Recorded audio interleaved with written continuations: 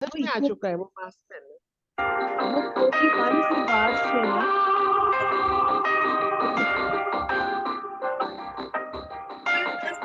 कर लिया इरादा कोई वादा सॉन्ग सामने ओके। टिक ना This is anthem, ma'am. पाएगी। YDS anthem.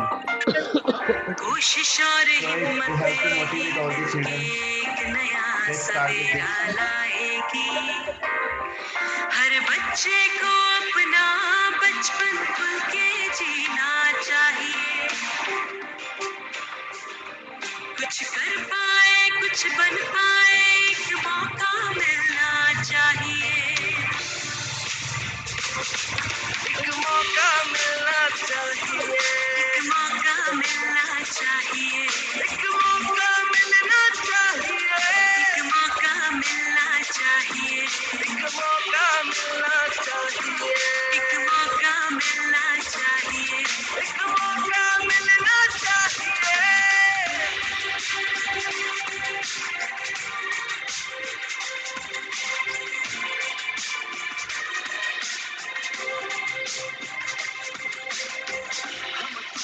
साथ चलेंगे तो हर मुश्किल हल हो जाएगी। हर इंसान के काम आकर इंसानियत ही रंग लाएगी। बचपन यौवन और बुढ़ापे को बेहतर बनाना है। कांटे चुनकर जीवन से खुशियों का भवन सजाना है। एक मौका मिलना चाहिए। एक मौका मिलना चाहिए। एक मौका मिलना चाहिए।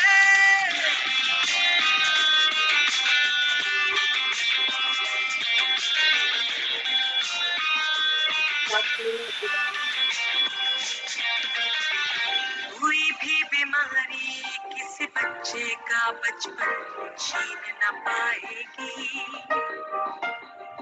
दवा और पोषण शिक्षा जब प्यार से दी जाएगी। उड़ेगी ऊंची है पतंग हवा का झोंका मिलना चाहिए। उड़ेगी ऊंची है पतंग हवा का झोंका मिलना चाहिए। एक मौका मिलना चाहिए। एक मौका मिलना चाहिए। एक मौका मिलना चाहिए। जब तक हर इंसान को उसका मौका मिलना चाहेगा। योग ध्यान फाउंडेशन तब तक आगे बढ़ता जाएगा। आपके योगदान से ही योग ध्यान फाउंडेशन तब तक आगे बढ़ता जाएगा। योग ध्यान foundation, because everyone deserves a chance at life.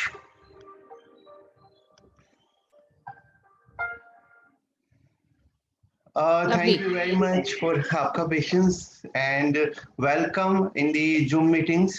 तो हमारी हर महीने की Zoom मीटिंग में आपका बहुत बहुत स्वागत है और आज हमारे साथ बहुत बड़े स्टार जुड़े हुए हैं जिसमें पैनलिस्ट में है हमारे साथ डॉक्टर दीपिका हरित मैम जो MD पीडियाट्रिक हैं, professor department of paediatric university college of medical science. Doctor Jasmine Ahuja ji हैं, senior clinical dietitian, certified diabetes educator, paediatric nutrition consultant IVCF and doctor Anjur Mani ji जो हमारे साथ हमेशा ही रहते हैं, तो आप उनको सभी जानते हैं। तो हमारा जो आज का टॉपिक है, आज का टॉपिक बहुत ही इम्पोर्टेंट है कि हम कोशिश तो करते हैं बच्चे के लिए हर वो सारी चीजें करने की कि जिस ताकि उसकी डायबिटीज को किसी तरीके से कोई समस्या ना हो और अच्छी लाइफ लीड करे, हेल्दी लाइफ लीड करे, लेकिन फिर भी कहीं ना कुछ कमी रह जाती है। आज उन सबों को किस तरीके से ध्यान में रखा जाए, किस तरीके से आगे बढ़ा जाए, उसके लिए हमारे साथ जो स्पीकर हैं डॉक्टर सौरभ श्रीवास्तव जुड़ रहे हैं, professor of medicine and chief medical superintendent government institute of medical science GIMS hospital में है, ग्रेटर नोएडा में है। और जैसा कि हमारा हर महीने रहता है कि हम, और जैसा अभी आपने एंथम में सुना कि हर एक बच्चे को मौका मिलना चाहिए, तो शुरुआत से ही बच्चों को जब भी मौका मिला उन्होंने आगे बढ़ के अपना एक नया रूप दिखाया और उन्होंने बताया कि हाँ वो कितना आगे निकल सकते हैं। उसी में आज जो हमारी टाइप 1 हीरो है वो है मिसेस मृदुला भार्गवा, जो कि 30 ईयर्स से, जिनको 30 सालों से डायबिटीज है और अब अपना एक ट्रस्ट भी चला रहे हैं। वो भी अपनी जर्नी के बारे में बताएंगे।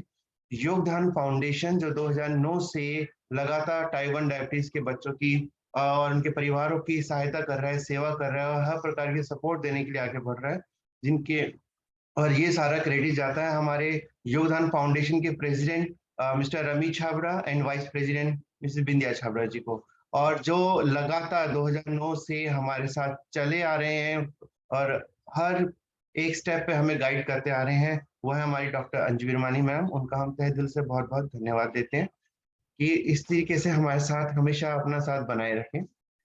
तो ज्यादा समय ना लेते हुए हम चलते हैं अपने टाइप 1 हीरो की तरफ।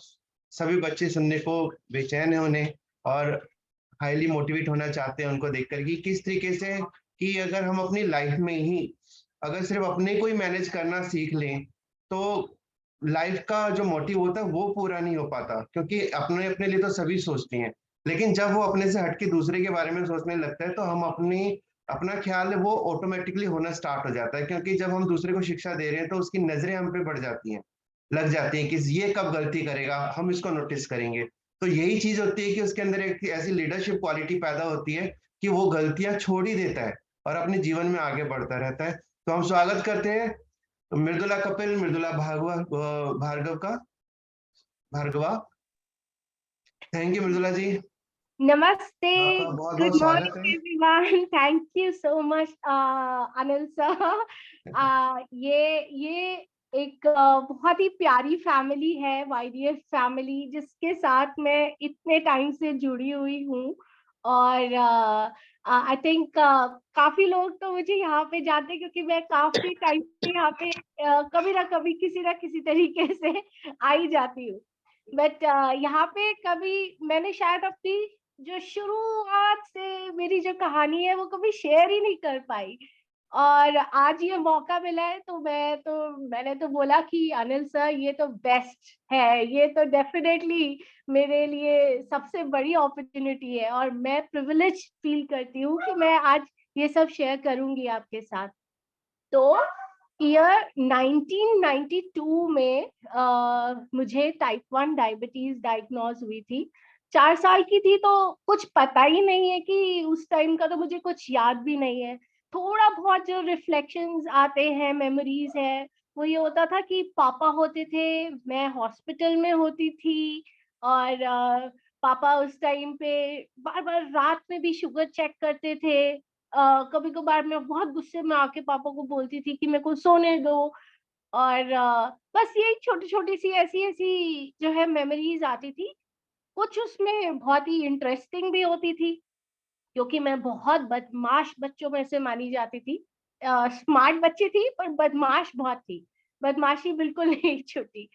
और लगता था कि जो है ये जब शुगर चेक करनी है, अरे अब तो टेस्ट का टाइम आ गया है, अब तो ये तो सबसे बड़ा टेस्ट है, कैसे करूंगी कंप्लीट। तो उस टाइम पर ग्लूकोमीटर जो अब हमें मिलते हैं और स्ट्रिप्स हमें मिलती है, उस टाइम पे इस तरीके के नहीं होते थे और बहुत ज्यादा कॉस्टली होते थे। इतना बड़ा बड़ा तो ग्लूकोमीटर होता था व्हाइट कलर का, और स्ट्रिप्स भी बहुत इजीली नहीं मिल पाती थी। तो क्या करते थे कि जो शुगर टेस्ट करने वाली यूरिन स्ट्रिप्स आती हैं, कीटो डायस्टिक्स भी बोलते हैं, तो वो लेते थे। अब वो उस टाइम पे बहुत महंगी आती थी, तो क्या करते थे, हम उसको भी स्ट्रिप्स को 2 पार्ट में डिवाइड कर लेते थे कि पता तो चल ही जाएगा कलर से कि किस रेंज में है।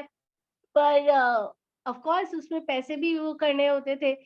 तो कई बार जो है लगता था कि नहीं, गड़बड़ तो करी है मैंने कुछ खाने में। तो चुपचाप जो है गई और पानी में डिप करा और पापा मम्मी को दिखा दिया। अब एक बार पकड़ी गई मैं, तो मम्मी पापा ने डांटा नहीं उस टाइम पे, पर उन्होंने बहुत प्यार से मुझे ये चीज समझाई कि ये करते क्यों हैं हम, और अगर हम ऐसा अ, गलत कुछ भी रिजल्ट निकालते हैं तो उससे क्या दिक्कत आ सकती है। वो टाइम था और अब का है कि समझ में आ गया कि नहीं, यहाँ पे चीटिंग नहीं कर सकती हूँ। एग्जाम्स में हो सकती है चीटिंग, गेम्स में हो सकती है, किसी भी चीज में चीटिंग हो सकती है। इसमें अगर चीटिंग करी तो मेरे लिए ही सबसे बड़ा प्रॉब्लम क्रिएट हो जाएगा। कई बार ऐसे भी टाइम आए जब कॉलेज की फीस देने के लिए भी बिल्कुल नहीं थे पैसे, घर में बहुत बहुत चैलेंजेस आ गए थे। और कुछ भी कर लो, बच्चों को तो पता चल ही जाता है कि क्या घर की परिस्थिति है, क्या दिक्कतें आ रही हैं। और वो मुझे भी लगा, तो मैं खुद ही जाके अपने कभी डायरेक्टर सर से बात करती थी, कभी कुछ करती थी, अलग अलग कॉलेजेस में आगे पढ़ने के लिए भी अप्लाई, स्कॉलरशिप के लिए करती थी खुद से, कि नहीं फाइट तो देनी है एक बार। और ऐसे ही जब अपनी मास्टर्स कर ली मैंने, मास्टर्स इन नैनो टेक्नोलॉजी, तो एक बार उस टाइम मैं बायोकॉन में थी और R&D में काम कर रही थी। और मुझे पता चला कि एक लड़की को जानती थी मैं, और उसके जो है दादा दादी ने उसकी वो जो इंसुलिन है वो बंद कर दी, और ये बोला कि भाई कौन शादी करेगा, इंसुलिन तो जो है इसको खराब करके रख देगी हमारी पोती को, और इसको जो है हम आयुर्वेदा मेडिसिन पे लेकर जाएंगे। और फिर जो है वो लड़की की न्यूज ये मिली कि वो नहीं रही। उसके बाद उसके दादा दादी माता पिता को बहुत अफसोस हुआ कि ये हमने क्या कर डाला। वो एक टाइम था जो मेरा टर्निंग पॉइंट बना लाइफ का, और मैंने सोचा कि जो है नहीं, मुझे शायद मैं नैनोटेक करके कहीं बाहर दूसरे देश में जाके कुछ शायद बनाऊं कोई डिवाइस, पर मेरी जो लोग हैं जो मेरे आसपास है जिन्हें मैं जानती हूँ, शायद उन्हें बहुत जरूरत है मेरी। और इसलिए मैंने फिर क्या किया, मैंने लिखा फिर से, लेटर्स लिखने लिखे दिन के, मतलब अभी भी याद है, 100 लेटर्स लिखती थी, ईमेल्स लिखती थी कि अलग अलग जगह पे, कि डायबिटीज की फील्ड में मुझे कुछ करने को मिल जाए, फील्ड वर्क मिल जाए, चाहे कुछ भी हो। तो मैंने अपना स्टार्ट करा करियर चेन्नई में, Madras diabetes research foundation, doctor V Mohan sir के अंडर। वहां पर मैंने स्कूल में जाकर बच्चों के साथ काम करना शुरू करा, प्रोजेक्ट्स पे काम करना शुरू करा, फील्ड वर्क बिल्कुल बेसिक। मास्टर्स करी हुई थी, पर मैंने कहा कि नहीं, ये चीज मुझे सीखनी है। मैंने डायबिटीज एजुकेटर कोर्स के लिए भी अप्लाई करा, तो उसमें भी पता चला कि एलिजिबिलिटी नहीं है मेरी, क्योंकि मैं तो मैम इंजीनियर हूँ। जी मैम हमारा आईडी नंबर 352 है, अनुष्का बेटा गिरी। आप बाद में बात करिएगा, अभी मैम को सुनो। मृदुला कंटिन्यू। हाँ, तो फिर मैंने जो है अपना पूरा अच्छे से वो मैंने लिख कर लेटर अपना वहां पे पूरी अच्छी फील्ड वर्क करा, सब करा, सीखा, सारी चीजें करी। एक चीज तो समझ में आई कि कुछ भी हो जाए, हमें ये नहीं सोचना है कि जीतेंगे हारेंगे, होगा नहीं होगा एडमिशन, क्या होगा समझ में नहीं आता। फाइट जरूर करना है अपने लिए, अपने खुद के लिए। किसी से वो डिशुम डिशुम वाली फाइट नहीं। फाइट मतलब कि अपना जो वर्जन है ना अभी का, उससे बेस्ट कैसे बन सके, उससे बेस्ट, उससे आगे निकल के कैसे दिखा सके अपने आप से। तो फिर 2-3 साल जो है फील्ड पे काम करके समझ के सारी चीजें, तो मेरे को लगा अब तो मेरे को फिर से लेटर लिखना ही पड़ेगा। और प्रोजेक्ट होप का एक डायबिटीज एजुकेटर कोर्स आया, मैंने सब जगह लिख डाला, डॉक्टर्स के रिकमेंडेशंस ले लिए कि मुझे इस कोर्स में आप एंटर करने दें। और वही वही प्रोजेक्ट होप से आप सबको खुशी होगी कि मैं आप सबसे मिली हूँ, क्योंकि उस प्रोजेक्ट होप का जब मैं डायबिटीज एजुकेटर कोर्स कर रही थी 2017 में, तब मैं अनिल सर से मिली वहां पर। और मुझे पता चला कि अरे, इन्हें तो डायबिटीज भी नहीं है, फिर भी ये इतने पैशनेट कैसे है इसके बारे में। इन्होंने मुझे बहुत सारी चीजें बताई। मैंने कहा कि एक बार तो इनको मिलना ही पड़ेगा, इनसे सीखना पड़ेगा, समझना पड़ेगा क्या है क्या इनका। पता चला बिल्कुल पास में ही था इनका। वहां पे जब ये तिलक नगर में होती थी क्लासेस, तो मैं आई वहां पे, मैंने देखा कि इतने सारे टाइप वंस, अपनी इतनी बड़ी फैमिली है। और मुझे जो सबसे अच्छी बात लगी यहाँ पर वो ये था, वॉलेंटियरिंग। हर एक पेरेंट हो या बच्चा हो, वो खुद आके बढ़ के अपना वॉलंटियर कर रहा है, अपनी तरफ से जो भी बेस्ट है वो देने की कोशिश कर रहा है, योगा खुद से करने की कोशिश कर रहे हैं, डॉक्टर्स और बाकी सब। इनफैक्ट अंजू मैम से, डॉक्टर सृष्टि से, इन सब से भी मैं यहीं पे YGF के ही उसमें मिली। बट वहां पे ही नहीं खत्म हुआ। मैंने सोचा कि एक जो है, मेरे को अपने से जो मैं चाहती थी कि मैं एक अलग ही वो लेकर आऊं जिसमें फाइट का भी वो हो। मैंने एक सोचा कि एक रिवॉर्ड करके एक इनिशिएटिव स्टार्ट करा जाए जिसका फुल फॉर्म था रिविजुअलाइजिंग एंड रेवोल्यूशनाइजिंग आवर डायबिटीज।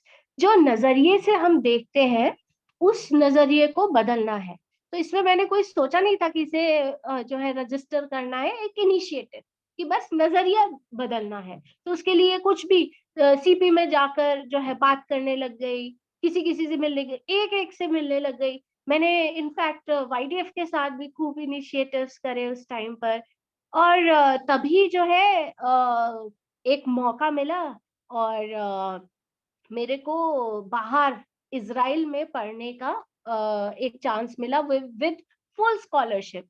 क्योंकि मैंने तो लिख दिया था कि भाई पैसे नहीं है मेरे पास, मुझे तो फुल स्कॉलरशिप ही चाहिए। तो इंटरव्यूज हुए, एसेज लिखने पड़ते थे बड़े बड़े, और वो चांस मिला। और वहां पे जाके मैंने फिर पब्लिक हेल्थ अपनी पढ़ाई पूरी पूरी जोर शोर से करी। वहां पे प्रोजेक्ट भी बनाना होता था। तो उसी टाइम पे रिवॉर्ड का जो मैं 2015 से मैंने करना शुरू करा था, एक्चुअली वो सारी जो इनिशिएटिव्स और जो भी जो है मेरी थॉट्स थी, आइडियाज थे, वो मैंने शेयर करे। और मुझे बैकन अवार्ड मिला 2018 में। तो जो उसके पैसे मिले मुझे, और जो मैंने अपना प्रोजेक्ट वहां पे इजराइल में बनाया, वो आके मैंने YDF के साथ ही करा। वहां पे डायबिटीज केयर गिवर्स प्रोग्राम करा, उसमें सांप सीढ़ी वाला प्रोग्राम हुआ।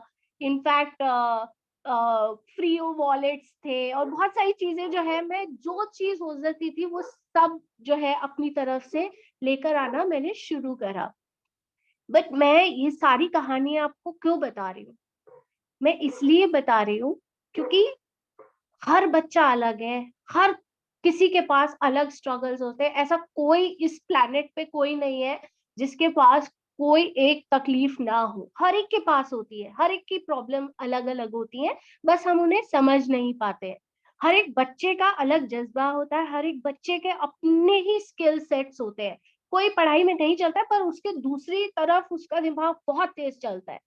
और यही चीज जो है हमें उनको पुश करना है, हमें उन्हें और उस चीज में स्ट्रेंथ देनी है। क्योंकि बच्चा है सेंस कि नहीं यार, पेरेंट्स जो है, मम्मी चाह रही है कि साइंस ले लेता हूँ, मन तो है कि आर्ट्स में जाऊं, पर तो मम्मी पापा चाह रहे हैं चलो कर लेता हूँ। वहां जो है ना, एक्चुअली वो बच्चे को पेरेंट्स का नहीं, पेरेंट्स को बच्चे की बहुत जरूरत होती है। उस टाइम पे जब वो खुश है ना, उस टाइम पे उसकी शुगर लेवल्स पे भी आप देखोगे कि उसका खुद का कंट्रोल आना शुरू हो जाएगा, कॉन्फिडेंस आना शुरू हो जाएगा कि यार कुछ भी हो जाए मेरे पीछे मेरे मम्मी पापा तो है, पक्का है। मैंने सिर्फ एक चीज से डरती थी और किसी चीज से नहीं, अभी भी थोड़ा डर लगता है। ना डायबिटीज है, ना प्रिक्स है, ना कोई और बड़ा इंजेक्शन है, कुछ भी नहीं है। इनफैक्ट मेरे को पहाड़ से भी कूदने के लिए बोलोगे मुझे डर नहीं लगता। मुझे हमेशा डर लगा है मैथ्स से, बहुत डर लगता था। मैथ्स का एग्जाम हुआ और मृदुला के तो होश उड़ जाते थे। तो एक बार मैंने कहा कि अब तो मैं इससे डरूंगी नहीं, कुछ भी हो जाए, फेल होंगी कितना होगा देखती हूँ मैं। क्योंकि वो छोड़ता ही नहीं था पीछा। सोचा था कि 10th के बाद 11th 12th में तो PCB लेनी है। अब जिस स्कूल में एडमिशन लिया वहां पे तो मैथ्स कंपलसरी थी बायो के साथ। मैंने कहा छोड़ो, अब तो वही 12th हो गई, उसके बाद जो है नहीं लूंगी। बायोटेक करी, उसमें मैथ्स। फिर उसमें नैनोटेक करी मास्टर्स, उसमें उसमें तो क्वांटम फिजिक्स, उसमें मैथ्स, सब कुछ। मैंने कहा अब तो बिल्कुल ही नहीं होगा कुछ। मास्टर ऑफ पब्लिक हेल्थ में सारा हेल्थ है, उसमें स्टैटिस्टिक्स आ गई। भाई ये चीज तो नहीं छोड़ने वाली थी पीछा। तो मैंने कहा अब तो इसके पीछे पड़ के ही मुझे ही कुछ करना पड़ेगा। तो जो चीज लगे ना डिफिकल्ट है, आसपास पूछ लो, बात कर लो, उसको इतना डिस्कशन का पॉइंट बना दो, डिबेट बना दो उसकी, कि भाई ये तो चीज जो है मेरे को लेकर आनी है। याद करने का तरीका होता है ये, और यही लाइफ है। इसी तरीके से मैंने ये देखा कि जब आप सब आते हो एक साथ, मीटअप होता है वाईडीएफ का, योगा करते हो, मिलते जुलते हो, वहां पे डिस्कशंस भी होते हैं, कितनी सारी चीजें, हमारी बातचीत भी होती है। तो वो जो है आपका एक बहुत ही अच्छा जरिया हो जाता है सीखने का। अभी मेरे पास जो है, मैं एक मेरी ट्रस्ट है, डायबिटीज फाइटर्स ट्रस्ट, तो मैं उसमें हमेशा ये ट्राई करती हूँ, हर एक को ये चीज सिखाने की कोशिश करती हूँ कि एक फाइटर की तरह काम करो। जैसे फाइटर प्लेन चलाते हैं, फाइटर अपने सोल्जर्स होते हैं, उसी तरीके से you are also fighting for it. और एक चीज ये कि साथ में मिलके जो भी हो सकता है, एक टीम में हो सकता है। आप हमेशा हर बार अकेले नहीं, चाहे वो फैमिली की टीम हो या सब टाइप 1 डायबिटीज फाइटर्स की टीम हो, तो मिलके करना है। And I am so proud and so happy कि मैं यहाँ पर हूँ, मैं very YDF nice Mridula, member हूँ। And thank you so much. बहुत अच्छा मैसेज। और जिस तरीके से तुमने बताया कि जिससे डर लगता है वो चीजें हमारे साथ पीछे पड़ी जाती है लंबे समय तक, तो अच्छा है कि जैसे ही हमें डर लगे वैसे उससे दोस्ती कर लो और उसके साथ कॉपरेट करके और उसके साथ एडजस्ट होकर के और अच्छे तरीके से चलो, ताकि डर जैसी चीज हमारी लाइफ में रहे ना और हमारे वो रास्ते हमेशा खुले मिले जिसमें हम आगे बढ़ना चाहते हैं। Thank you so much Mridula. एक बार मृदुला के लिए जोर से सभी बच्चे क्लैपिंग करें। All are unmute now. Very nice, thank you Mridula. तुम्हारी जर्नी बहुत मोटिवेशनल, इंस्पिरेशनल, सभी बच्चों को आगे बढ़ के कुछ ना कुछ अपनी लाइफ में वो जरूर करना चाहिए वो जो चाहते हैं, और इसमें हम चाहेंगे कि उनके पेरेंट्स भी उनका पूरा पूरा साथ दें अगर उनके रास्ते अच्छे हैं और नेक हैं। Thank you. तो आज जो हमारे साथ जो हमारी टॉपिक है improving adherence for children with type 1 diabetes, आज हम अपने आप को वाकई इम्प्रूव करना चाहेंगे अपने बच्चों के लिए, अपनी सारे परिवार मिलकर के किस तरीके से और आगे बढ़ा जा सकता है। इसके लिए मैं बुलाना चाहूंगा डॉक्टर सौरभ श्रीवास्तव जी को, जो कि आज के हमारे मुख्य स्पीकर हैं। Welcome sir. नमस्कार अनिल जी। और बच्चों, आपसे मैं शायद पहली बार जुड़ रहा हूँ। मैं डॉक्टर सौरभ श्रीवास्तव हूँ। मैं government institute of medical sciences में हेड ऑफ द डिपार्टमेंट के पोस्ट पे हूँ, और मेरे यहाँ एक टाइप 1 का सेंटर चलता है। आपके यहाँ के कुछ बच्चे मेरे पास आते भी हैं, जिनसे की मेरी बातचीत होती रहती है, और वो मेरे पास आते हैं यहाँ पे।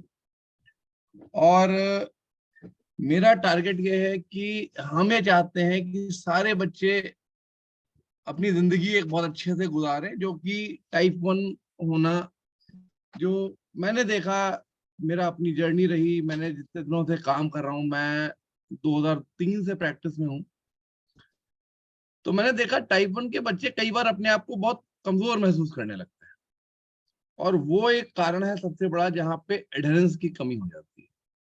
जैसा कि अभी अपने मृदुला जी को सुना, मृदुला जी ने जो चीजें बताई, वो चीजें इनफैक्ट मैंने खुद देखी हुई हैं।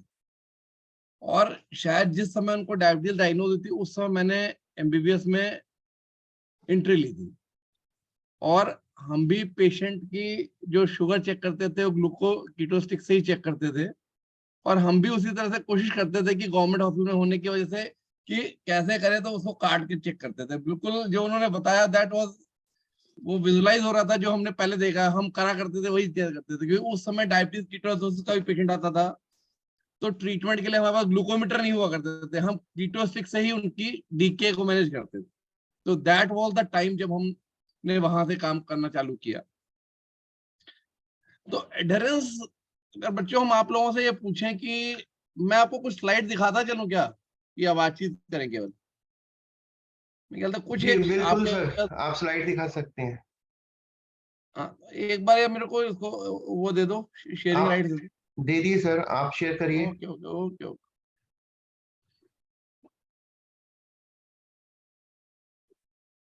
तो बच्चों, हम एक चीज ये पूछते थे कि ये मेरा हॉस्पिटल है, गवर्नमेंट हॉस्पिटल है। हमारी कोशिश ये है यहाँ पे कि हम आप सभी लोगों को इंसुलिन प्रोवाइड कर पाए और जितना बेस्ट केयर हम आपको दे पाए वो हम दे पाए, ये हमारा टारगेट है। अभी हम डायबिटीज क्लिनिक जो चलाते हैं वो बुधवार और शुक्रवार को चलाते हैं, बट फरवरी मिड से या जनवरी मिड से या जनवरी के एंड से या फरवरी के शुरू से हम मंगलवार के दिन डायबिटीज क्लिनिक कर देंगे टाइप 1 डायबिटीज के बच्चों के लिए, जो कि आगे का टारगेट हमारा ये रहे। ठीक है, अब हम बात करें अगर एडहेरेंस की, जो कि हम बात कर रहे थे, मेरे ख्याल से हम बातचीत आपसे पैसे बीच में करते चलेंगे कि एडहेरेंस से आप क्या समझते, क्या एडहेरेंस का मतलब क्या होता है? क्या कोई बच्चा चैट बॉक्स में लिख के वैसे करके बता सकता है या हाथ उठा के बता सकता है कि क्या एडहेरेंस का मतलब क्या होता है? अगर हम एडहेरेंस की बात करें, what is adherence?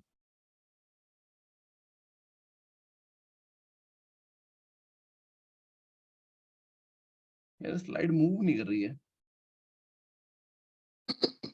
Slide move कर रही है अनिल जी? हो गई है सर, आ गई है नेक्स्ट स्लाइड। देखिए, एडहेरेंस का मतलब सिर्फ इतना है कि जो कुछ आपसे आपका हेल्थ केयर प्रोफेशनल कहता है, वो डॉक्टर भी हो सकता है, वो डायबिटीज एजुकेटर भी हो सकता है, वो नर्स भी हो सकता है, जो भी व्यक्ति आपके साथ जुड़ा हुआ है वो आपको जो एडवाइस दे रहा है, हम उसको फॉलो कर रहे हैं या नहीं कर रहे हैं। एडहेरेंस को सिंपल लैंग्वेज में हम इसी तरह से डिफाइन कर सकते हैं।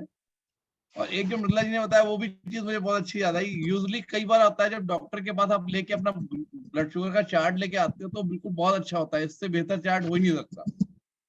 आप एक बार देखते हो कि फास्टिंग भी ठीक आ रही है, लंच से पहले भी बिल्कुल बढ़िया शुगर आ रही है, डिनर से पहले भी बढ़िया आ रही है, कहीं भी चेक करो तो बढ़िया आ रही है, लेकिन जब हम अपने यहाँ चेक करते हैं तो शुगर गड़बड़ाती है। तो ये वही वाली चीज है जो उन्होंने बताया कि उनको लगा कि ये होगा शुगर, मैंने गड़बड़ किया, शुगर तो बढ़ जाएगी, तो गए और पानी में डिप करके लेके आ गए। तो that is the same thing कि ग्लूकोज ने चेक किया या नहीं किया, और हमने रीडिंग लिख ली और ये गए कि आज तो डॉक्टर के पास जाना है। जब उनसे मिलेंगे तो वो शुगर चार्ट मांगेंगे और फिर गड़बड़ तो हो सकता है मेरे से कहें कि आपने ध्यान नहीं दिया, ये नहीं किया। तो हम पहले से ही ये कर लें कि हम शुगर चार्ट बढ़िया बढ़ा के चलें, और जब वहां जाएंगे तो फिर ना बातचीत होगी ना डांट होगी, बस सब बढ़िया है और वैसे ही आगे हम वापस चले आएंगे। बातचीत भी नहीं होगी, ज्यादा सुनना भी नहीं पड़ेगा किसी चीज के लिए, ना बातचीत होगी और ये कहेंगे अरे वाह तो बहुत अच्छा चल रहा है तुम्हारा। तो ये एक कॉमन चीज है। तो एडहेरेंस ये एक ऐसा ग्रुप होता है जिसको कि हम कहते हैं एडोलेसेंस ग्रुप, जहाँ पे ये सारी चीजें बहुत कॉमनली आती हैं। देखिए, जब तक आप छोटे रहते हो 8 साल के आसपास से, तब तक तो माँ बाप का कंट्रोल होता है। पेरेंट्स जो है पीछे रहेंगे, आपकी शुगर वो चेक करेंगे, वही देखेंगे, वही आपको खाना देंगे, सारी चीजें करेंगे। जैसे ही आप बड़े होने लगते हो वैसे क्या होता है कि आपका कंट्रोल शिफ्ट ऑफ रिस्पॉन्सिबिलिटीज होता है। पेरेंट्स कहते हैं बेटा अब तो तुम थोड़ी थोड़ी अपनी केयर करना शुरू करो, और तब वो चेंज आता है जब हम ये सोचते हैं यार अब तो हम अपने आप खुद ड्राइविंग सीट पे आ गए। ड्राइविंग सीट जो हम साइड में बैठते थे वो ड्राइविंग सीट पे आ गए, तो अब now we can better manage. और जैसे जैसे पेरेंटल कंट्रोल जाता है वैसे वैसे एडहेरेंस की प्रॉब्लम आने लगती है।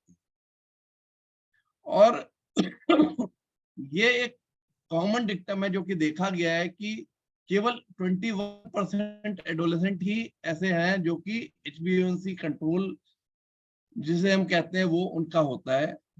और ये सबसे वर्स्ट एडोलेसेंस में ही होता है, जिस समय कि आप ड्राइविंग सीट पे आ रहे होते हैं, मतलब आपको लर्निंग लाइसेंस मिला होता है, अभी आपका ड्राइविंग लाइसेंस परमानेंट नहीं होता है। उससे पहले तो आप गाड़ी नहीं चला सकते तो लर्निंग लाइसेंस वाले फेज में, ठीक है। और आप वो क्रिटिकल अपॉर्चुनिटी छोड़ देते हैं जहां पे कि जो ब्लड शुगर वैल्यूज जब ज्यादा रहती हैं वो आपके हर ऑर्गन को अफेक्ट कर सकती हैं। तो वो ऑर्गन डैमेज को प्रिवेंशन वाला पार्ट जो है हम उसको मिस करते हैं। तो इसलिए बहुत इंपॉर्टेंट है कि आप अपने समय में शुगर, जब आपको लर्निंग लाइसेंस मिला है तो आप अपनी शुगर को और अच्छे से कंट्रोल करके, और वो जगह सबसे इंपॉर्टेंट है जहां से आपको इन चीजों को आगे बढ़ना पड़ता है।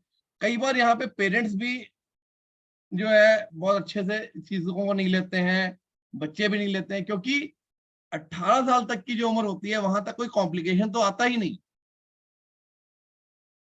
डायग्नोसिस अगर बिल्कुल बचपन में नहीं हुई है तो वहां पे तो ग्रोथ की प्रॉब्लम आ जाती है, जैसे मृदुला जी की थी 4 इयर्स में हुआ, तो वहां तो ग्रोथ की चीज है कि बच्चा बड़ा हो रहा है, बाकी चीजें डेवलप हो रही हैं, वहां पे अगर किसी को 10 या 11 साल में डायग्नोज हुई तो 10 या 11 साल से 18 साल 20 साल तक तो उसको कुछ होगा ही नहीं, उसको लगेगा ही नहीं कि मेरे को डायबिटीज है। शुगर कभी बढ़ेगी, कभी डीके में गया तो एडमिट हो जाएगा, उसके बाद वो बाहर निकलेगा, ठीक हो जाएगा, वो कहेगा मेरे को इंसुलिन लगाने की जरूरत ही नहीं, मैं इंसुलिन लगा के क्या करूं, क्योंकि कोई कॉम्प्लिकेशन से उसका दो चार नहीं हो।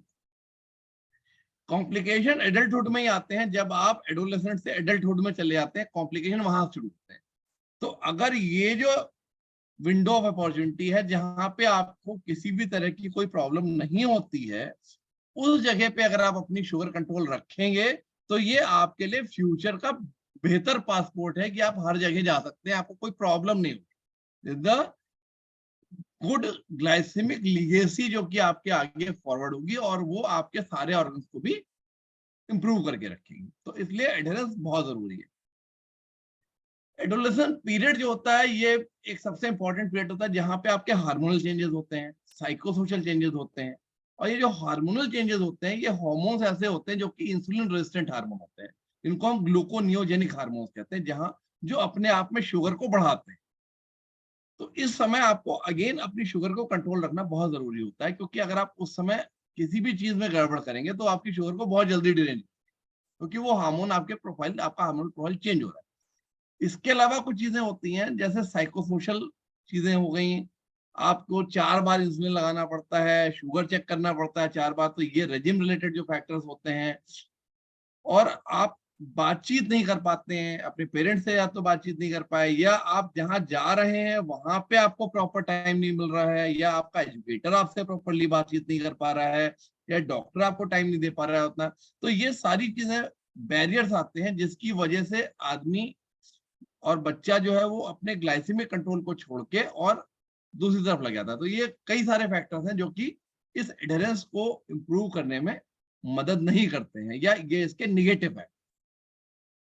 अब जब टाइप 1 डायबिटीज के होते हैं तो हम आपको क्या क्या देते हैं, आपको हम कहते हैं कि शुगर चेक करो, बार बार शुगर का लॉग बना के रखो, खाना खाओ तो कार्ब काउंटिंग करके खाओ, उसके हिसाब से इंसुलिन आपको बढ़ानी घटानी तो आप बढ़ा सकते हैं, मील लीजिए, स्नैक लीजिए, लॉन्ग एक्टिंग इंसुलिन लेनी है, अपनी शुगर ट्रेंड को मॉनिटर करना है, बीच बीच में कार्ब में अगर चेंजेस आते हैं, विच इज नॉट एडवाइजेबल कि आप ज्यादा खाना खाएं और ज्यादा इंसुलिन लगाएं, it is not advisable, but फिर भी अगर कभी कुछ हो गया तो उस कंडीशन में आप एडजस्ट कर सकते हैं इंसुलिन। रूटीनली क्लिनिक में आके डॉक्टर से मिलना है, ये नहीं है कि हर आपको बोला गया 15 दिन में आना है, आप 3 महीने तक गायब हो गए, 3 महीने बाद आए कि मैं 4 दिन इंसुलिन छोड़ दी थी, 6 दिन इंसुलिन छोड़ दी थी। एंड कम्युनिकेशन इन बिटवीन, जैसे कि हमारे यहाँ भी हमने एक व्हाट्सएप ग्रुप बना रखा है और उस ग्रुप में सारे बच्चे जुड़े हुए हैं। तो हमारा टारगेट रहता है कि अगर आपको किसी भी तरह की कोई प्रॉब्लम आ रही है आप उस ग्रुप पे कम्युनिकेट कीजिए, और उस ग्रुप से इंडिविजुअली जो भी बंदा होता है, या तो एजुकेटर या मैं या जो भी डॉक्टर होगा, वो कम्युनिकेट कर जाता है उस पेशेंट, उस बच्चे से, अगर कोई उसको दिक्कत हो। और बेस्ट मार्कर ऑफ एडहेरेंस हम कहते हैं ब्लड ग्लूकोज मॉनिटरिंग फ्रीक्वेंसी। अगर आप अपने पास चार्ट लेके आ रहे हैं जिसमें केवल एक बार शुगर चेक हुई है दिन भर में, तो प्रोबेबली आप अपने शुगर या ब्लड ग्लूकोज वैल्यूज के लिए बहुत ज्यादा कंसर्न नहीं है। अगर कोई व्यक्ति ऐसा आ रहा है जो कि 4-5 बार चेक करके आ रहा है, या 3 बार तो एटलीस्ट चेक करके आ रहा है, दैट मीन्स कि वो अपनी कंसर्न। मैं कर रहा हूँ मीटिंग रख दे थोड़ी देर के लिए, 5 मिनट। अब अगर हम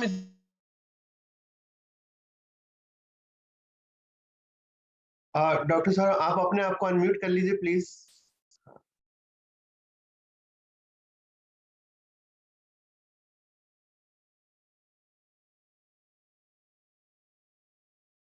हाँ डॉक्टर सौरभ आप अपने आप को अनम्यूट कर लीजिए। कर लिया। Thank you sir. Yes sir please continue. जो पेरेंट चाइल्ड रिलेशनशिप है, that is the best part, जो कि एक बच्चे का अपनी मदर और पेरेंट के साथ बॉन्डिंग होती है, जो कि बेटर एडहेरेंस के लिए सबसे बेहतर चीज है। अगर पेरेंट अपने बच्चे से जितना अच्छे से बातचीत करेंगे, जितना उसके साथ लगे रहेंगे, और ऐसी चीज नहीं होगी कि उसको किसी टैबू के फॉर्म में नहीं लेंगे, उसको इस फॉर्म में नहीं लेंगे कि आगे क्या होगा। जैसा कि मृदुला जी बता रही थी कि उस बच्ची के दादी बाबा ने उसको छुड़वा दी इंसुलिन की, आगे क्या होगा इसका, इंसुलिन उसको नुकसान पहुंचाएगी और उसकी शादी कैसे होगी। तो ये सारे कंसर्न्स रहते हैं, जिससे कि शायद आज के जो जिंदगी है वो आगे बढ़ रही है। अब इन चीजों को कोई नहीं सोचता कि अगर कोई लड़की इंसुलिन लगा रही है तो फ्यूचर में क्या होगा, because everything can be manage now. हर चीज मैनेज होती है, हर चीज होती है। तो आप लोगों को एक दूसरे की ताकत बन के रहना है। ये नहीं है कि इससे कोई नुकसान होने वाला है। जैसे किसी भी बीमारी में आप दवाई खाते हैं, उसी तरह से यहाँ भी आपको दवाई लेनी है। Insulin is a form of medicine जिसको कि हमें लेना है।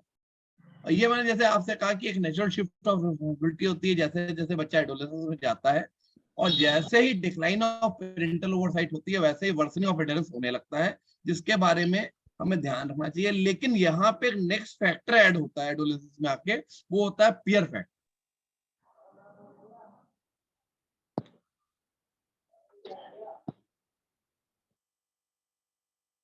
तो पीयर ग्रुप का इफेक्ट बहुत ज्यादा होता है। तो ये एक अगेन दूसरा फैक्टर आता है जिसको कि हम कहते हैं कि पीयर फैक्टर को हम बहुत ज्यादा इंपॉर्टेंस नहीं देते हैं, but peer factor is very important.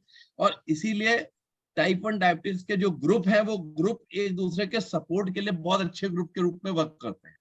जैसे आप योगदान फाउंडेशन में देख रहे हैं, यहाँ भी हम आपसे लगातार बातचीत करते रहते हैं। जैसा कि अनिल जी मुझे बताते रहते हैं और मैंने देखा भी है आपका कि जो ग्रुप आपस में जुड़े हुए हैं, हम पूरा सपोर्ट ग्रुप बनते हैं और हम एक फैमिली के रूप में होते जाते हैं। टाइप 1 डायबिटीज एक फैमिली होती जाती है। It is not related to कि आपका ब्लड रिलेशन है कि नहीं है, but being a type 1 diabetic you all are family.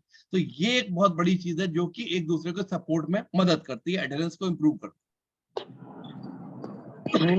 इसके बारे में इसके अलावा मैंने आपसे बात की कि आपका मूड डिसऑर्डर, साइकोसोशल बैरियर्स बहुत सारे होते हैं। ये यही समय होता है जहाँ पे high prevalence of mood disorder होता है। एडोलेसेंस में एंजाइटी स्टेट बहुत ज्यादा होता है। यहाँ पे ईटिंग डिसऑर्डर्स भी आते हैं। तो ये एडिशनल साइकोलॉजिकल फैक्टर्स होते हैं जो कि एडहेरेंस को इम्प्रूव नहीं होने देते हैं। बैरियर्स के रूप में कुछ चीजें आपकी ये भी आती हैं जो मैंने आपसे बात की कि आपकी प्रॉपर शायद कम्युनिकेशन नहीं हो पा रहा है, या तो आप नहीं कर पा रहे हो या आपका सर्विस केयर प्रोवाइडर जो हेल्थ केयर प्रोवाइडर है वो नहीं कर पा रहा है। और दूसरी चीज जो सबसे इंपॉर्टेंट है वो कॉस्ट ऑफ केयर। क्योंकि इंसुलिन आपको चाहिए, आपको ग्लूकोमीटर चाहिए, आपको ग्लूकोज स्ट्रिप चाहिए, all these require have some और द अदर कॉस्ट, और जो कि एक बड़ा बैरियर हो जाता है कई बार पेशेंट के इम्प्रूवमेंट में।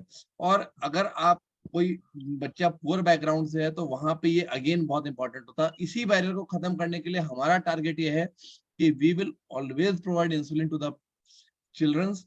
अगर हमारे चिल्ड्रन हमारे पास अभी रेगुलर इंसुलिन है और एनालॉग में हम लॉन्ग एक्टिंग दे रहे हैं, और हमारा टारगेट ये है कि कभी भी ये चीज खत्म नहीं होगी हमारे पास।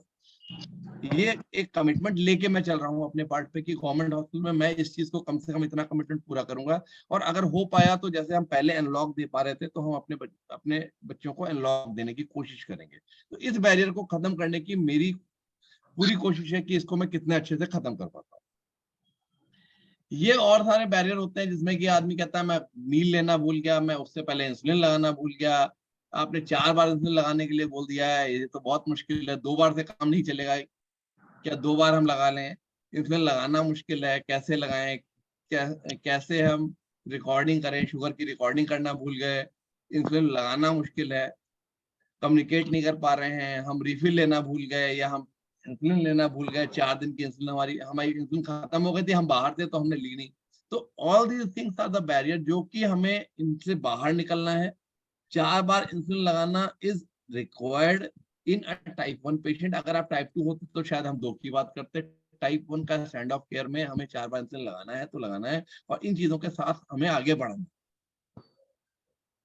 केयर को एडहेरेंस को इम्प्रूव करने के लिए केयर एम्बेसडर्स होते हैं जिसकी कि हम बात करते हैं। तो वो हमारे यहाँ डायबिटिक एजुकेटर है, मैं हूँ और बाकी सारे लोग हैं जो कि उस ग्रुप से जुड़े हुए हैं। हमारी कोशिश रहती है कि आपकी किसी भी तरह की कोई क्वेरी जो उस ग्रुप पे पोस्ट हो उसको हम इंडिविजुअली एड्रेस करते हैं।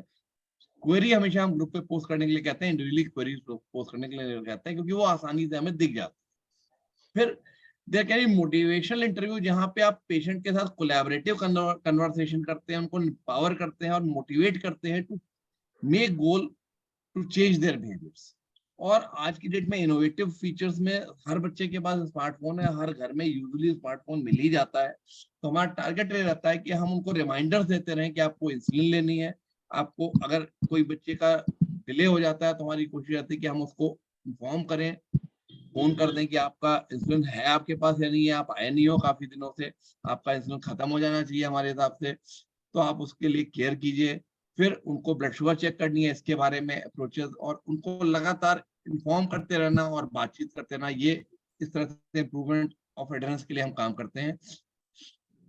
हम फर्दर और क्या काम करते हैं, हम मील डोज इंसुलिन के बारे में उनसे बात करते हैं, उनसे ये बात करते हैं कि प्रोवाइडर से भी हम बात करते हैं, उनको भी समझाने की कोशिश करते हैं कि आपने ये सब चीजें सीख रखी है कि नहीं सीख रखी है, कैसे उनको एडवाइस देनी है, अवेलेबिलिटी ऑफ मीटर है कि नहीं है, लॉग बुक वो बना रहे हैं कि नहीं बना रहे हैं, उनको बार बार लॉग ऑफ ब्लड शुगर बनाने के लिए टीच करना और उसकी इंपॉर्टेंस बताना, ये सारे काम हम टीचिंग के फॉर्म में करना जरूरी होता है। एडहेरेंस इससे इंप्रूव होती है। टेक्नोलॉजीज भी, हम पंप वगैरह भी, हमारे यहाँ कुछ बच्चे ऐसे भी हैं जो पंप पे हैं, हमारी कोशिश रहती है कि हम उनको पंप के बारे में बेहतर तरीके से बताएं, उनकी पंप की इंसुलिन डोज को एडजस्ट करके और उनको समझाते हुए आगे चीजों को लेके चलें। कार्ब काउंटिंग के बारे में बताया जाए, उनको टारगेटेड इंटरवेंशन और कम्युनिकेशन करें। All these things help in improvement of the adherence. और parent, peer group and health care provider, ये 3 ऐसे ब्रिजेस हैं जो कि एडहेरेंस को इम्प्रूव करने में मदद करते हैं और हमेशा उनके साथ रहते हैं। तो अगर हम इनको नटशेल में लें, चाइल्ड लेवल फैक्टर्स में पेशेंट सेंटर्ड केयर देने की कोशिश, सेल्फ स्टीम डेवलप करने की कोशिश और चाइल्ड की नॉलेज अबाउट डायबिटीज केयर को इम्प्रूवमेंट देना, ये एक केयर पार्ट है। फैमिली फैक्टर में involvement of parent and team approach to enhance parent communication, और पेरेंट्स को बताना how to build confidence in the child. और एनवायरमेंटल फैक्टर्स के रूप में peer support, involvement in the activities, increase the knowledge of the coaches and the teachers, and individualized care plans. So all these are the comprehensive approach to improve the adherence in children, और हमारा target रहता है कि हम ये करें। मैं सिर्फ एक चीज कहना चाहता हूँ एंड में कि आप किसी दूसरे से प्यार करना बाद में सीखिए, पहले अपने से प्यार करना सीखिए। When you will love yourself, then you will be more motivated to take care of yourself. So best part is loving oneself. That is the best part to be a leader in the diabetes, type 1 diabetes care movement. Thank you.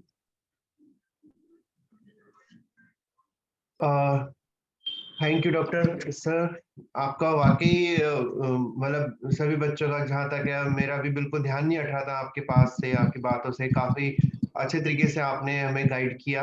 और मैंने अक्सर देखा भी, even जब मैं sir से मिलने उनके हॉस्पिटल गया था, उनका जो डायबिटीज टाइप 1 बच्चों के प्रति जो उनका पेशेंस था, मतलब उनका जो पैशन था, और कि कितना फोकस है कि वो सारी सुविधाएं वहाँ पे अपने हॉस्पिटल में रखना चाहते हैं, जो कि एक टाइप 1 बच्चे के लिए जरूरी है, और उसको किसी भी तरीके से दाएं और बाएं ना भटकना पड़े। बहुत बहुत धन्यवाद सर, बहुत अच्छा रहा आपका टॉपिक और बहुत अच्छी नॉलेज आपने हमें दी। तो सभी बच्चों को और पेरेंट्स ने काफी अच्छी तरीके से सुना होगा। ये हमारा रिकॉर्डिंग सेशन है और ये यूट्यूब पे चला जाएगा, तो इसको बार बार सुनने की आवश्यकता है, क्योंकि काफी टॉपिक है, काफी चीजें हैं जो हमें अपने बच्चों के लिए ध्यान में रखनी चाहिए। तो एक बार जोर से सर के लिए एक क्लैपिंग करें सभी, अनम्यूट हैं। थैंक यू सर, ऐसे हमारे साथ जुड़े रहें।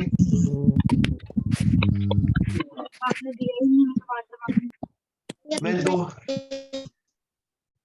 आज जो अब हम अपना नेक्स्ट सेशन पैनलिस्ट का सेशन शुरू कर रहे हैं, जिसमें डॉक्टर दीपिका हरित हैं, जो इसी चीज के ऊपर थोड़ी और ज्यादा जानकारी हमें थोड़ा सा देंगे, और डॉक्टर जास्मीन आहूजा भी हैं। जिस तरीके से डॉक्टर श्रीवास्तव जी ने बताया कि 3 एरिया, डायबिटीज एजुकेटर, डॉक्टर्स और फैमिली, बहुत सपोर्ट जरूरी होता है तीनों का। और जो फैक्टर्स हैं, child factor, family factor, environment factor, इनका भी बहुत असर हमारे डायबिटीज पे पड़ता है। तो किस तरीके से इसको मैनेज किया जा सकता है? सर मैं कुछ पूछ सकती हूँ? रेशमा पूछना चाहती हैं? ठीक है रेशमा जी, आप क्या पूछना चाहते हैं? सर मेरे को ना एक ये चीज पूछनी है। मेरे को जैसे शुगर हुआ था, मुझे 15 साल की थी मैं जब मुझे शुगर हुआ था। आज मुझे 10 साल हो गए शुगर में। तो इस दौरान मेरी सिर्फ सिरिंज ही चली है। तो सर जैसे कोई पूछता है कि तुम्हें शुगर है, डॉक्टर भी जैसे पूछते हैं कि बेटा आपको शुगर है, तो सर सबसे पहला पॉइंट यही क्यों आता है कि आपकी फैमिली में किसी को है? सबसे पहले बात ये क्यों आती है, जबकि मेरी फैमिली में सिर्फ मुझे है।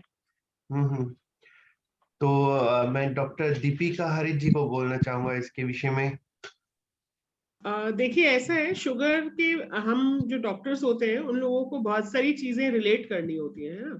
और ऐसा नहीं है कि आपकी फैमिली में शुगर है तो उससे आपके इलाज पे कोई फर्क पड़ता है। बट हाँ, अगर कुछ तरीके की ऐसी डायबिटीज होती हैं जो जल्दी होती है, अगर फैमिली में टाइप 1 डायबिटीज ही जल्दी हो रही है तो वो एक स्पेसिफिक अलग टाइप की डायबिटीज होती है, जिसमें होती वो लेट है लेकिन इंसुलिन की जरूरत जल्दी पड़ने लगती है, जैसे जिसे मोनोजेनिक डायबिटीज बोलते हैं। तो इसलिए ये जानना जरूरी होता है कि घर में किसी को शुगर है तो वो कब हुई थी, वो बहुत इंपॉर्टेंट है ना।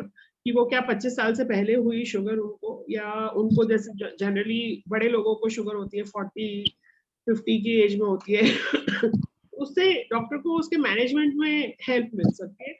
और कई बार ऐसा भी होता है कि शुगर अभी हुई है, हमें पता नहीं था, लेकिन बाद में हिस्ट्री में पता चलता है कि जी उसकी मम्मी को भी शुगर थी और वो तो 25 साल की उम्र से उनको शुगर है। तो ऐसे में हम जो ओरल दवाई देते हैं कई बार वो कारगर नहीं हो सिद्ध होती है, हमें उसमें इंजेक्शंस ही देने पड़ते हैं। तो इसलिए ये जरूरी होता है हमेशा पूछना। और वैसे भी आप डायबिटीज नहीं, आप और भी किसी बीमारी के लिए जाएंगे जो लंबी बीमारियां होती है, आपसे डॉक्टर हमेशा पूछेगा कि फैमिली में ऐसी कोई हिस्ट्री तो नहीं है आपको। मैं अगर इसके साथ कुछ 2 पॉइंट जोड़ सकूं। जी मैम प्लीज। दीपिका जी ने बिल्कुल सही बताया आपको कि कोई भी क्रॉनिक प्रॉब्लम में फैमिली हिस्ट्री पूछते हैं। आजकल आप देखेंगे कि बहुत मोटापा बढ़ रहा है और आप देखेंगे कि बहुत लोगों को टाइप 2 डायबिटीज है। अब मुझे टाइप 1 डायबिटीज है, मेरे बीटा सेल्स काम नहीं कर रहे, पर मेरे परिवार में टाइप 2 बहुत ज्यादा है, तो मुझे बहुत ध्यान रखना पड़ेगा कि मैं मोटी ना हूँ। टाइप 1 में मोटा होना मुश्किल नहीं है, आप ज्यादा इंसुलिन लो, आप हाइपोग्लाइसीमिया में बार बार जाके तो ज्यादा इंसुलिन लेने के कारण हाइपोज में जाओ, तो सबको ध्यान रखना पड़ता है मोटापे का। पर अगर टाइप 1 के परिवार में टाइप 2 बहुत है या मोटापा बहुत है तो वो ध्यान रखना पड़ता है, तो शायद इसलिए भी पूछते होंगे। और जो आम जनता पूछती है, जो मतलब आप शादी ब्याह में जाओ, वो तो जस्ट आउट ऑफ क्यूरियोसिटी कि अरे तुम्हें कैसे अकेले से हो गई। बट द फैक्ट इज कि डायबिटीज परिवार में 5 या 6% में पाई जाती है, जबकि टाइप 2 डायबिटीज परिवार में ऑलमोस्ट 90-95% पाई जाती है। तो वो एक क्यूरियोसिटी की अगर आपके परिवार में किसी को नहीं तो आपको क्यों हो गई, जैसे कि आपने कुछ जान के किया हो या आपने कुछ बदमाशी की हो, तो उस एस्पेक्ट को तो नजरअंदाज कर देना चाहिए। पर डॉक्टर्स किसी मकसद से पूछते हैं। मैम मैं और कुछ पूछूं? हाँ बेटा पूछो। मैम मेरे को ना अभी पता चला है, अभी जल्दी में 4-6 दिन हुए हैं, मेरी मौसी है, मेरी मम्मी की बड़ी बहन, तो वो जैसे काफी मतलब मेरी मम्मी की शादी हो गई तो अलग अलग हो गए। मेरे को अब आगे पता चला कि उन्हें शुगर है, मुझे 10 साल बाद मेरे शुगर के। तो टाइप 2 होगी ना। हाँ, तो मतलब इससे मेरे शुगर में तो कोई प्रॉब्लम नहीं है, उनसे हुआ हो रिलेशन में, जैसे मतलब कभी मिले भी नहीं है। पर डायबिटीज से छूत की बीमारी है भी नहीं, इसका Excuse ना मिलने से थोड़ी फर्क पड़ता है। me. आ, Yes, थोड़ा ma'am. सा जी मैम। जी ma'am, back to you doctor Deepika.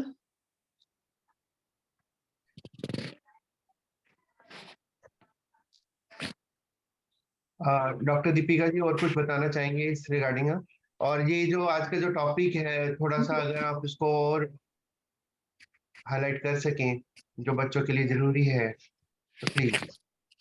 देखिए सर ने सब चीजें बताई दी हैं, बट मुझे पर्सनल जो एक्सपीरियंस होता है वो ये होता है कि बहुत बार हमारे पास पेरेंट्स को समझ में आता है कि शुगर मॉनिटरिंग जरूरी है, और मतलब उन्हें ये पता होता है, लेकिन फिर भी मुझे नहीं पता, कई बार नहीं, पैसे भी नहीं होते बहुत सारे, जैसे हमारा भी गवर्नमेंट हॉस्पिटल है और इंसुलिन वगैरह वो सब चीजें हम देते हैं, लेकिन ग्लूकोज स्ट्रिप्स अभी तक हम प्रोवाइड उन्हें नहीं करा पा रहे।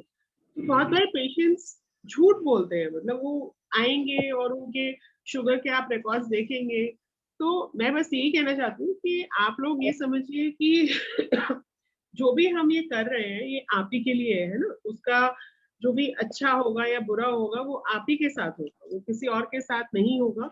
और शुगर थोड़ी बढ़ गई या कुछ दिन बढ़ी रही और हमने दिखा दिया कि नहीं कम आई थी, उससे किसी का भी नुकसान नहीं है, सिर्फ आप ही का नुकसान है। तो आपको ये चीज ध्यान रखनी है कि डॉक्टर ऐसा नहीं है कि वो आपको कुछ कहेंगे तो डांट से बचने के लिए ये सब नहीं कर रहे। आप ये सोचिए कि ये हमारी जिंदगी है, हमें उसके लिए डिसीजन लेना है और हमें गलत नहीं किया। मैं अपने पेशेंट्स को हमेशा यही बोलती हूँ, आपने अगर टेस्ट नहीं किया है तो मत लिखिए, कोई जरूरत नहीं है।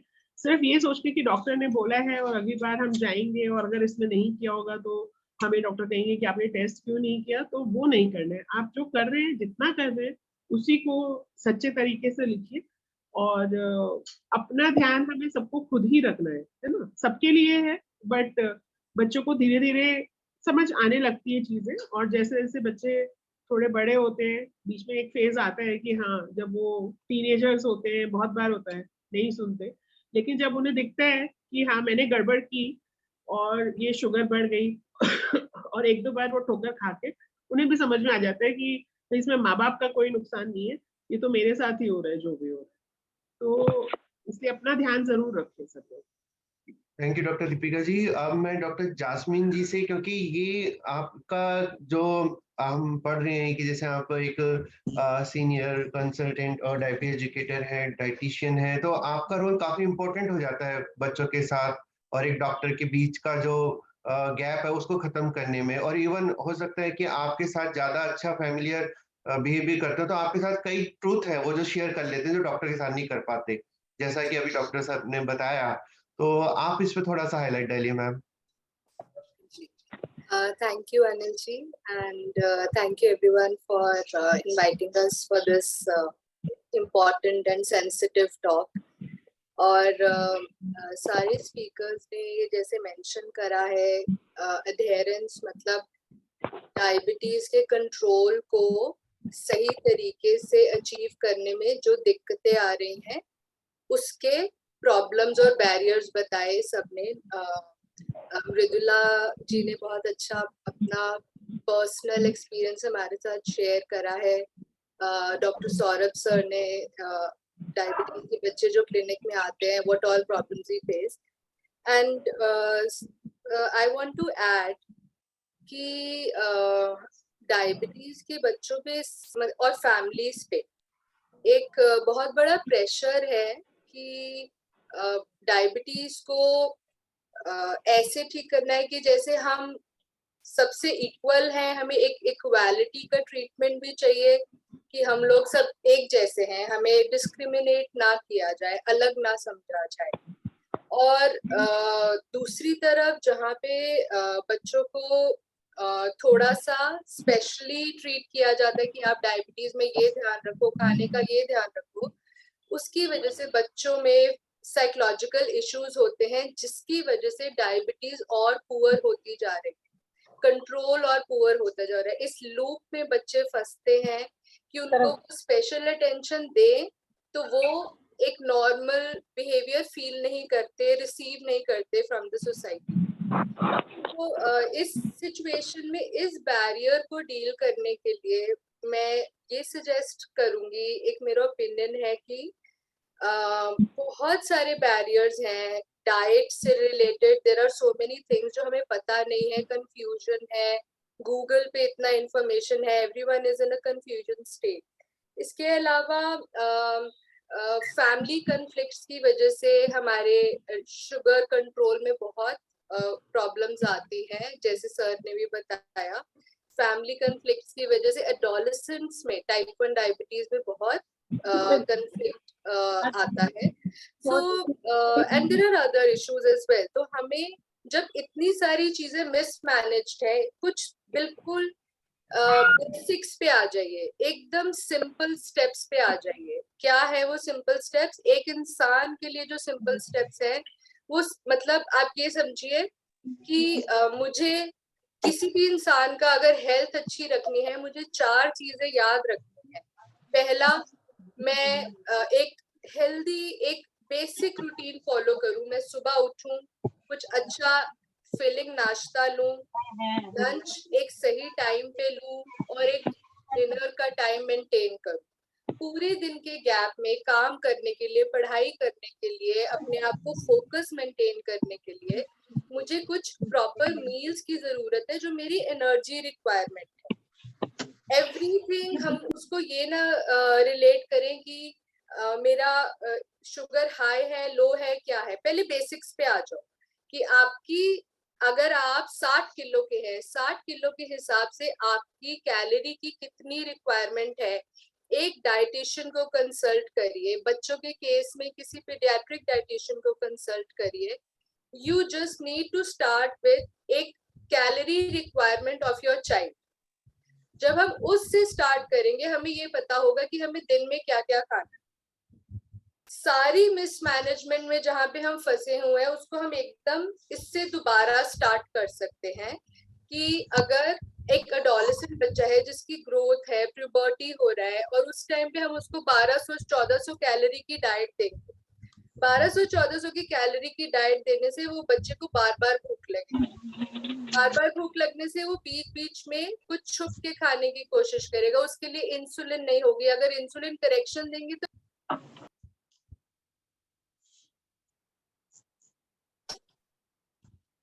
was I muted? No ma'am, continue please. हाँ जी, तो हमें ऐसे प्रॉब्लम्स को डील करने के लिए बेसिक्स पे आना है कि हम कैलोरी रिक्वायरमेंट के अकॉर्डिंग डाइट खाएं। एडोलेसेंट्स में टाइप 1 डायबिटीज में कोई स्पेशल डाइट नहीं फॉलो करनी है, आपको एक हेल्दी बेसिक डाइट फॉलो करनी है। सेकंड एक इम्पॉर्टेंट कॉन्सेप्ट जिसको हम ध्यान रख सकते हैं और उस पर कुछ स्टडीज है कि जितनी कम रिस्ट्रिक्टिव डाइट्स होंगी, that is good for our psychosocial health and for diabetes control. ये एक स्टडी है जिसमें ये बताया गया है DAFNE, so dose adjustment for normal eating, dose adjustment for normal eating। तो एक स्टडी में ये एक्सपेरिमेंट किया गया, अगर हम टाइप 1 डायबिटीज के बच्चों को नॉर्मल खाना खिलाएं और उनको सिर्फ इंसुलिन डोज एडजस्टमेंट कर दे तो उनका शुगर कंट्रोल कैसा होगा। उस स्टडी में देखा गया कि शुगर कंट्रोल बेटर था, क्योंकि उनके ऊपर बहुत स्ट्रेस एकदम कम था कि हमें ये चीज नहीं खानी, ये चीज नहीं खानी, ये सोचना है, ये छुप के खाना है, ये करना है। तो इसलिए हमें जितना हो सके हम डायबिटीज एजुकेटर्स को, डाइटिशियंस को नॉर्मल नॉन रिस्ट्रिक्टिव डाइट्स पे आना है।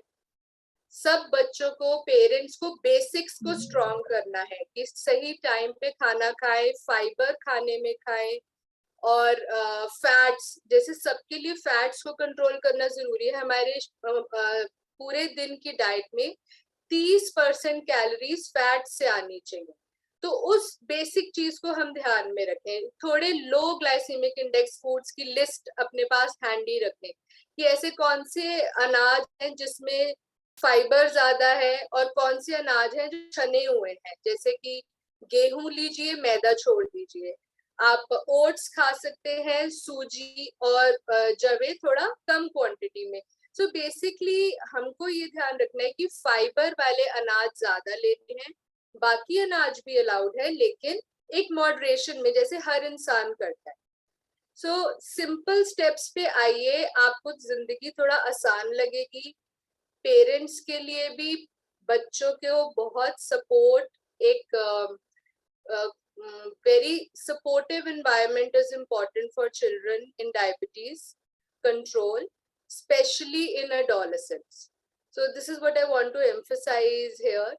Rest, if अगर आपके कोई questions हैं तो I can discuss. Thank you. Thank you ma'am. तो बच्चों कुछ भी क्वेश्चन है आज आपके मन में तो आज पूछ सकते हैं, क्योंकि आप आज का जो टॉपिक है वो सारे क्वेश्चंस के लिए खुला हुआ है। और जब तक मैं मतलब एक पॉइंट रखना चाहूंगा मैम, थोड़ा सा एक्सपीरियंस जो मैंने देखा है कि मैं आयुष डिपार्टमेंट में मैंने वहाँ पे 8 साल योगा कराया था, तो काफी हजारों बच्चे योगा करते थे। और फिर 2009 के बाद मैं इसमें आ गया, मतलब योगदान फाउंडेशन में, जिसमें हमारा सिर्फ एक ही सब्जेक्ट है टाइप 1 डायबिटीज। तो कईयों को ये डाउट होता है कि हमारी एज लिमिटेशन हो जाती है, हमारी शायद आगे जाके एज कम होगी। तो मैं बताना चाहूंगा सभी बच्चों को, आई थिंक कि जितने भी टाइप 1 बच्चे हैं वो नॉर्मल बच्चों से या नॉर्मल लोगों से 100 साल ज्यादा जीते हैं।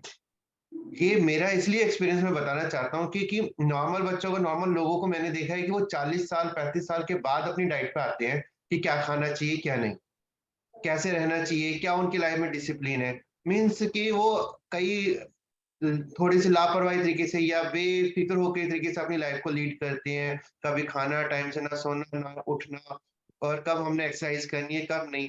लेकिन हमने अपने बच्चों में देखा है कि अगर 6 साल की उम्र में टाइप 1 डायबिटीज हो गई है तो उसी दौरान डॉक्टर्स की अच्छी गाइडलाइन, एजुकेटर की अच्छी गाइडलाइन उनको वहीं से वो जीना सिखा देती है जो नॉर्मल लोग 40 साल के बाद जीना सीखते हैं।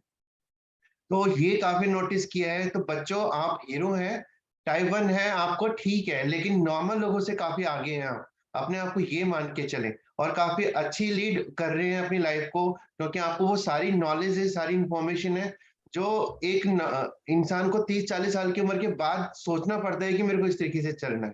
तो आप काफी लोगों के लिए गाइडर है। Thank you ma'am. तो बच्चों, कोई क्वेश्चन आपका आज के टॉपिक को लेकर के?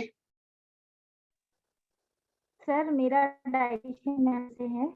हाँ जी। मेरा बेटा तो ग्लूटेन फ्री डाइट लेता है, गौरवी। तो उस टॉपिक में मैम कुछ कहना चाहेंगे, ग्लूटेन फ्री डाइट जो बच्चे लेते हैं? ग्लूटेन फ्री डाइट वो किस लिए ले रहा है? सीलिएक डिजीज की वजह से? जी मैम। जी मैम। ओके, तो सीलिएक डिजीज में ग्लूटेन फ्री डाइट होना जरूरी है। टाइप 1 डायबिटीज में सीलिएक डिजीज का इंसिडेंस भी काफी है। तो कुछ बच्चों को इनफैक्ट जब शुगर कंट्रोल ऑप्टिमम नहीं आ रहा हो काफी टाइम तक, तो सीलिएक स्क्रीनिंग भी करानी चाहिए। एंड ग्लूटेन फ्री डाइट्स में हमें चीजों का ये ध्यान रखना है कि आप जब गेहूं और अदर सीरियल्स जिसमें ग्लूटेन होता है, जैसे ओट्स, सूजी, मैदा, सारे ग्लूटेन वाले सीरियल्स जब आप अवॉइड कर रहे हैं, तो आपको ये ध्यान रखना है कि कार्बोहाइड्रेट आपकी डाइट में से हटना नहीं चाहिए। मतलब डायबिटीज में भी हमें ये सजेस्ट किया जाता है कि 50 to 60% of your calories should come from carbohydrates. मतलब हमारे शरीर में अनाज जाना जरूरी है। तो आप ग्लूटेन का रिप्लेसमेंट देखिए, जो अनाज अलाउड है वो वाले अनाज खाइए, अपना आटा चेंज करवाइए और रोटी उस फॉर्म में बच्चे को दीजिए। लेकिन रोटी अवॉइड करना, हर तरह का अनाज अवॉइड करना इज नॉट रिकमेंडेड। उससे बच्चे की ग्रोथ पे इफेक्ट आ सकता है। दूसरा एक बात ध्यान रखें कि जितने भी ग्लूटेन फ्री आटे होते हैं उसको आप अगर किसी चक्की से खरीदते हैं तो आपको एक ये ध्यान रखना है, जहाँ पे गेहूं पिसता है अगर वहीं पे बेसन या चावल का आटा या जौ का आटा पिस रहा है तो आप वो वाला आटा ग्लूटेन फ्री नहीं माना जाएगा। आपको ऐसी चक्की से लेना है जहाँ पे ग्लूटेन फ्री की चक्की अलग होती है, या फिर आप घर पे एक पोर्टेबल चक्की रख के उसमें ये वाले अनाज पीस सकते हैं, क्योंकि ये छोटा छोटा एडल्ट्रेशन से आपके शुगर कंट्रोल में काफी इफेक्ट आ सकता है। इस चीज को थोड़ा ध्यान रखिए। मैम, और एक चीज ये पूछना है मुझे कि कौन से ऐसे फूड्स हैं, जैसे हमें तो डॉक्टर ने बोला है कि आपको बच्चे के जैसे शुगर टेस्ट करना है आफ्टर मील 2 आवर्स के बाद चेक करना है। तो अक्सर इसका ऐसा होता है मैम कि अभी तो छोटा है, 6 इयर्स का है, तो 2 यूनिट में भी अगर ज्यादा एक्टिव है तो इसका 1 आवर में मुझे ही टेस्ट करना होता है। तो 1 आवर में इसका थोड़ा सा मतलब लो आ जाता है, बिलो 100 आ जाता है। तो कभी कभी मुझे ऐसा लगता है कि हो सकता है कुछ ऐसे फूड्स हैं, ऐसा तो नहीं है कि अभी तो इसका 76 आ रहा है, बाद में और बढ़ेगा। तो कौन से ऐसे फूड्स हैं जो मतलब 2 घंटे के बाद भी शुगर बढ़ाते हैं? जैसे आपका सवाल ये है, मैं रिपीट करना चाहूंगी। मैं अगर थोड़ा इंटरप्ट करूं मैम, डॉक्टर जैस्मिन, मेरा रिक्वेस्ट आपसे ये होगा, आज कंप्लायंस के बारे में करें, बिकॉज एक इंडिविजुअल बच्चे की शुगर्स को अगर हम लेंगे, आपको उनसे डिटेल में जाना पड़ेगा, एक सेकंड में ये सवाल नहीं जवाब मिल जाते। So shall we stay with the common theme? Sure ma'am, आप डॉक्टर जैस्मिन से बाद में बात करें और उनको समझा के उनसे सलाह लें। बिल्कुल, क्योंकि हम ये जो कंप्लायंस से हमारा बात करते हैं। सॉरी जी सॉरी अनुज जी। या मैम, ग्लूटेन फ्री से टॉपिक जो था हमारा, ये काफी पहले हो चुका है, आप इसकी रिकॉर्डिंग भी देख सकते हैं और डॉक्टर जैस्मिन के साथ आप आगे कनेक्ट भी रह सकते हैं, ठीक है ना। तो जितनी भी रिकॉर्डिंग्स हैं यूट्यूब पे, वो बहुत इंपॉर्टेंट टॉपिक्स पे है, उसको जरूर देखें। घर में एक सीरियल मिस करें, लेकिन ये जरूर देखा करें। ये छवि, आप कुछ पूछना चाहते हैं? Hello everyone. सो जैसे कि मेरा क्वेश्चन तो नहीं है, like one thing I want to share कि जैसे कि जो आज का टॉपिक है उसमें एक डायबिटीज एजुकेटर का रोल भी बहुत इम्पोर्टेंट हो जाता है हम सबके लिए, बिकॉज व्हाट आई फील कि जो एजुकेटर है वो एक सेंट्रल पिलर होता है डॉक्टर और फैमिली के बीच में बच्चे की डायबिटीज को मैनेज करने के लिए। सो दीपिका मैम, क्या प्लीज इस रिगार्डिंग कुछ बता सकते हैं हमें?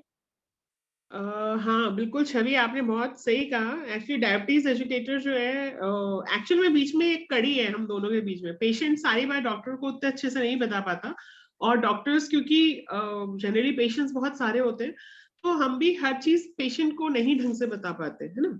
कोशिश करते हैं, लेकिन अल्टीमेटली बहुत सारी चीजें, डेली की चीजें, जैसे इंसुलिन कैसे लगा रहे हैं, कहाँ लगा रहे हैं, आप एक दो बार चेक कर लेंगे। बट जो डायबिटीज एजुकेटर है, वो लोग फैमिली की कंडीशन भी ज्यादा अच्छे से जानते होते हैं। तो वो कहाँ हमने किसी चीज को अगर इम्प्रूव करना है तो वो कहाँ करना है, उनके इनपुट्स बहुत इंपॉर्टेंट होते हैं। तो इसलिए जो एजुकेटर हैं उनके साथ मैंने देखा है बहुत सारी चीजें, हमारे भी एजुकेटर आके बताते हैं, मैडम इसमें ना ये ऐसे ऐसे था, इन्होंने आपको बताया नहीं है। अच्छा, फिर पता चलता है कि ठीक है, अच्छा ऐसा था, ठीक है। तो फिर उसको उस तरीके से आप देखते हैं। तो अपने एजुकेटर के साथ एक सबका एक स्पेशल रिलेशनशिप होता है पेशेंट्स का, तो वो बहुत जरूरी है और इम्पोर्टेंस है और हमेशा रहेगी। Ma'am, I guess diabetes care team, जो पूरी टीम होती है, उनका बहुत इंपॉर्टेंट रोल होता है एक बच्चे की डायबिटीज को मैनेज करने के लिए, वेदर दे आर डॉक्टर्स और the educators, even the parents. And जैसे कि सौरभ सर ने बताया कि पीयर ग्रुप भी, तो सबका एक बहुत इंडिविजुअल रोल होता है।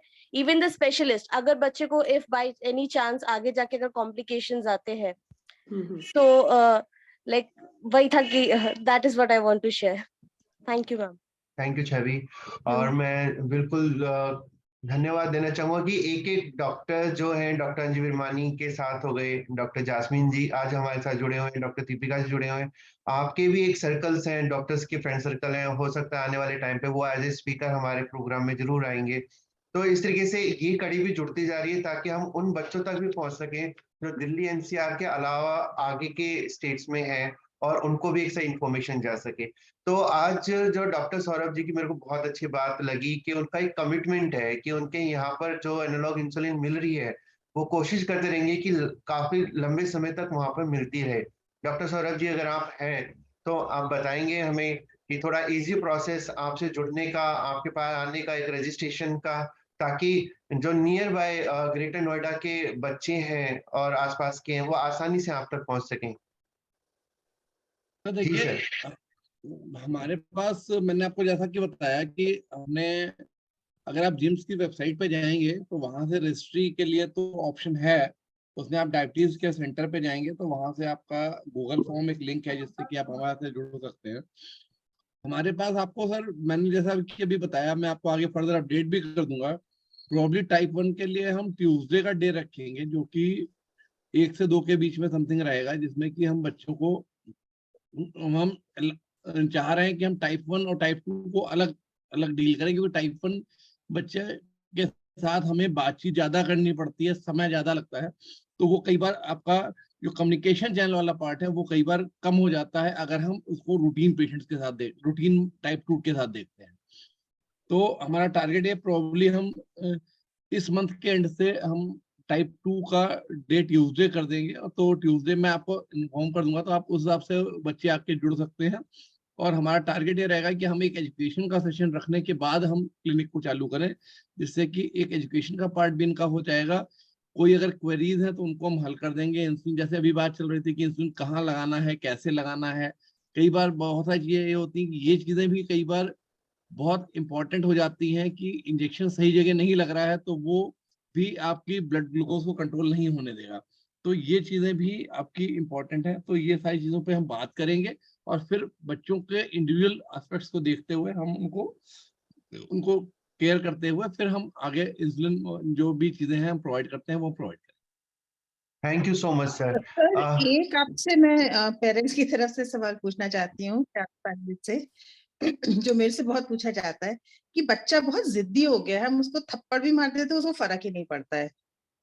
अब आपके राय में पेरेंट्स ऐसी सिचुएशन को कैसे हैंडल करें कि अब 14 साल का हो गया, उसे अपना ध्यान रखना चाहिए, सुनता है नहीं, हमें झूठ बोल देता है, हमने तो उसको कितनी पिटाई भी करी पर वो सीधा ही नहीं होता।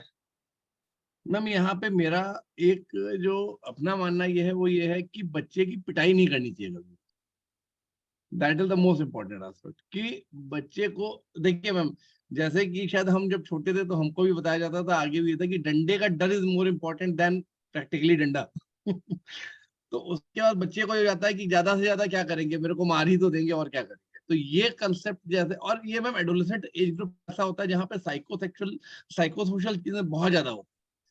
उसका मूड अलग होगा, उसके में जो चेंजेस आ रहे हैं वो अपने आप को इंडिपेंडेंट महसूस करने लगता है, वो ये सोचता है कि मैं किसी की बात क्यों मानूं। ये तो मैंने वही कहा ना, यहाँ पे पीयर ग्रुप का ज्यादा बेटर रोल आता है।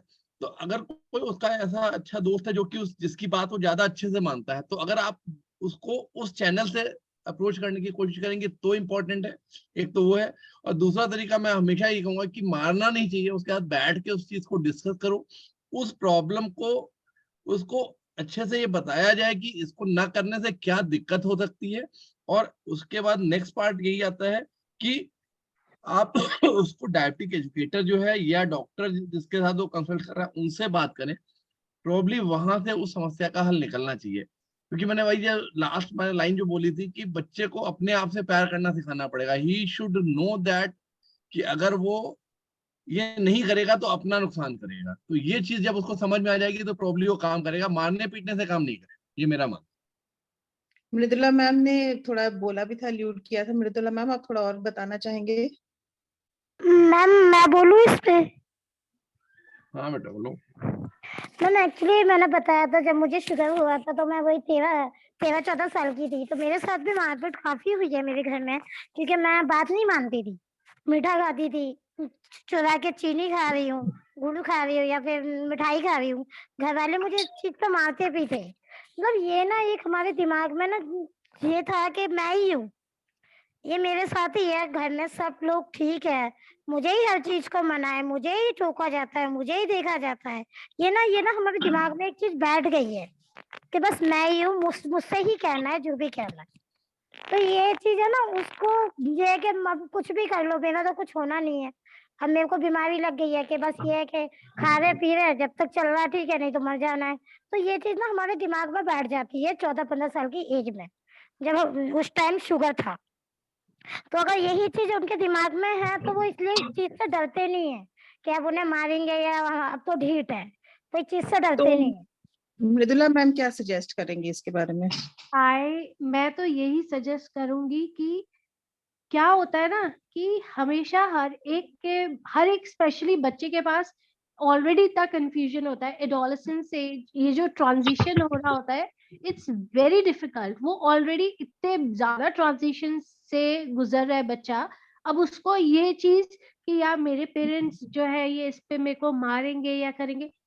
आई स्ट्रांगली बिलीव कि उसके साथ बैठकर और उनके क्वेश्चंस का आंसर जो आपका जो साइंस दे सकती है कि भाई कर क्यों रहे हैं हम ये इंजेक्शन या ये शुगर चेक्स या ये जो भी हो रहा है ये हो क्यों रहा है। अगर उसके पीयर के साथ जैसे ग्रुप में बैठे हुए हैं, साथ में आप लेकर जा रहे हो, मीटिंग हो रही है या कुछ हो रहा है, वहां पे डिस्कशन होना बहुत जरूरी है कि ये क्यों चीज हो रही है और क्यों लेना जरूरी है।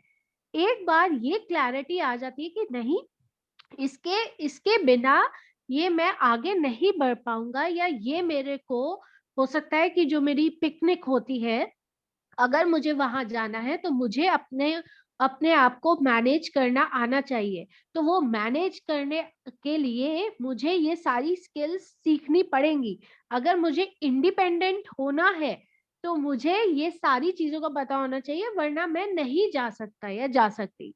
तो जब ये क्लैरिटी हो जाएगी, क्योंकि ये सेम मेरे साथ हुआ, पर जब मेरे पेरेंट्स ने, जब मेरे को लगा कि अभी तो मैं पिटूंगी, पक्का पिटाई होगी, पर उन्होंने कॉन्ट्ररी टू दैट मेरे को आके बैठ के और मुझसे बात करी, मुझसे समझा कि मैं क्या फील कर रही हूँ, और उन्होंने उस चीज को अंडरस्टैंड करके मेरे सारे क्वेश्चंस का आंसर दिया। जब मेरा माइंड क्लियर हुआ ना, तो मेरे को लगा कि हाँ, अब मैं कोलैबोरेट कर सकती हूँ अपने पेरेंट्स के साथ, अपना एक टीम के तरीके से बात करके और आगे बढ़ सकती हूँ। तो आंसर, जो क्वेश्चन है उसके आंसर्स मिलने चाहिए। आई थिंक आगे कोई प्रॉब्लम नहीं होगी फिर। बिल्कुल सही कहा मृदुला जी, एंड थैंक यू मैम। आपने भी बीच में कई ऐसे क्वेश्चंस के ऊपर प्रकाश डाला जो कि वाकई बच्चों और पेरेंट्स के लिए जरूरी हैं। तो मीटिंग जो हमारा टाइम है वो काफी नजदीक आ गया है एंड प्रोसेस के। और thank you so much doctor Srivastava ji, doctor Deepika ji, Jasmine ji and doctor Anju Virmani ji, आपका बहुत बहुत धन्यवाद। और मैं डॉक्टर छवि को, सॉरी छवि जो हमारी वॉलंटियर है, वाईडीएफ की एजुकेटर भी हैं, उनको बुलाना चाहूंगा वोट ऑफ थैंक्स के लिए and conclude the meetings. Thank you Chhavi. Thank you sir. 1 second. I would just like to add on 2 points here, if we are not too late. या ma'am please. No, ma'am, please, please. So, just like हम सबने ये बात करी है, how to make it simpler for the child. तो जैसे हमने डाइट के लिए हमने डिस्कस करा कि बेसिक्स पे आ जाएं, और इसी तरीके से 2-3 इम्पोर्टेंट पॉइंट्स याद रखिए जब आप बहुत लॉस्ट हो जाएं इस डायबिटीज मैनेजमेंट में, कि आपको अपने बच्चे की ग्रोथ इंडिकेटर पे ध्यान दीजिए। If the child's growth is normal, आपके बच्चे की डायबिटीज भी नॉर्मल कंट्रोल अचीव होगा। सो अगर बच्चे का हाइट वेट ठीक बढ़ रहा है, नॉर्मल है, सो जब भी आप क्लिनिक जाते हैं बच्चे का ग्रोथ प्लॉटिंग कराइए। जो डाइटिशियंस है उनको ग्रोथ प्लॉटिंग करना आता है, यू कैन आस्क एंड आप चेक कर सकते हैं कि कई बच्चा आपका अंडर वेट तो नहीं है या ओवर वेट तो नहीं हो रहा है ओवर इंसुलिन लेने की वजह से। सो इससे एक आपको इंडिकेटर मिलेगा कि आप डाइट में क्या चेंजेस कर सकते हैं। ठीक है। सेकंड, एक चीज ध्यान रखने की है कि जिन बच्चों को काफी फ्रीक्वेंटली कीटो एसिडोसिस होता है या डीके के एपिसोड बार बार होते हैं, it could be in adolescence or otherwise, तो कीटोन्स के एपिसोड होने के बाद टेम्परेरीली आपका जो एपेटाइट है वो इंक्रीज हो जाता है। तो for few days you have a larger appetite. तो उस टाइम पे उस फेज को पास होने दीजिए, क्योंकि जो हमारा कीटोन्स के दौरान वजन घटता है इसलिए वो एपेटाइट बढ़ती है कि कीटोन से होने से पहले वाले वजन को हम अचीव कर पाए। अब उस टाइम पे ये मत सोचिए कि बच्चे की नॉर्मली ही डाइट बहुत बढ़ गई है, अब ये बहुत ज्यादा खाने लग गया है। It is a small phase, तो इस चीज को ध्यान रखिए। और तीसरी बात मैं ये कहना चाहूंगी कि ये वाली बात जो अंजू मैम ने कही थी कि जो बच्चे बिल्कुल नहीं सुनते हैं माँ बाप की, और बिल्कुल दे डोंट अंडरस्टैंड कि क्या प्रॉब्लम हो रही है, it is a very common thing. And जैसे मृदुला जी ने बोला कि उनके साथ एक बार एक ही एपिसोड हुआ था कि उन्होंने किसी चीज के लिए चीटिंग करी और उनको समझ आ गया कि ये नहीं मुझे करना, मैं एग्जाम में चीटिंग कर सकती हूँ, मैं उसमें कर सकती हूँ, लेकिन मैं इसमें नहीं कर सकती। लेकिन unfortunately we have lot of children who are doing this kind of cheating repeatedly to a very dangerous extent. तो हमें इस चीज को बहुत सेंसिटिवली जितने भी रिसोर्सेज हम यूज कर पाए, सिर्फ पेरेंट्स और डायबिटीज एजुकेटर्स और डॉक्टर्स कई बार इस चीज को नहीं अचीव कर पाते। We definitely need psychologists. I am not a psychologist, parents are not psychologists, doctors are not psychologists, so we need family therapy.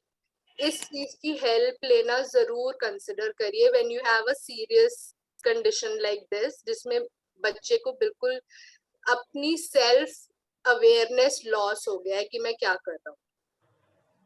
So मैं that's all I इसमें want. एक जोड़ सकूं, पिछले हफ्ते से हमारे साथ वाले घर में हस्बैंड वाइफ का झगड़ा हो रहा है। डायबिटीज का कुछ लेना देना नहीं है, हमारे पड़ोसी में, क्योंकि हमारी दीवार कॉमन है तो हमें पूरा सुनाई देता है। अब मम्मी पापा ने अच्छे से एक दूसरे पे चीखे चिल्लाए, तो उनका 7-8 साल का बच्चा चिल्लाता है, उसने चिल्लाना सुना तो वो चिल्ला रहा है, उसको अच्छे से थप्पड़ पड़ रहे हैं। अगेन डायबिटीज नहीं। तो पॉइंट इज कि अगर मुझे थप्पड़ पड़ेंगे तो मैं झूठ ही बोलूंगा ना, फिर मैं तो बचने की कोशिश करूंगा। बहुत बार बच्चे इसलिए ज्यादा झूठ बोलते हैं, एज डॉक्टर सौरभ सेड, कि आप पीटोगे तो आप लड़ाई हार गए, फिर आप कुछ कर ही नहीं सकते। और मिर्ला जी ने भी यही कहा था कि उनको लग रहा था कि अभी पिटेंगे, और समझाया गया। अब यहाँ पे पेरेंट्स की जिम्मेवारी है कि वो अपने झगड़े सुलझाएं, ना कि बच्चों को पीटे। और जैसे रेशमा जी ने कहा कि मैं पिटती थी क्योंकि मेरे को सब चीज अलग बोली जाती थी, कि तुम शुगर मत खाओ, तुम लड्डू मत खाओ, हम लड्डू खा रहे हैं तो मैं क्यों नहीं खाऊं। आई थिंक जितने भी पेरेंट्स यहाँ पे हैं उनको समझने की जरूरत है कि वो पहली बात घर के माहौल को थोड़ा सुधार दें।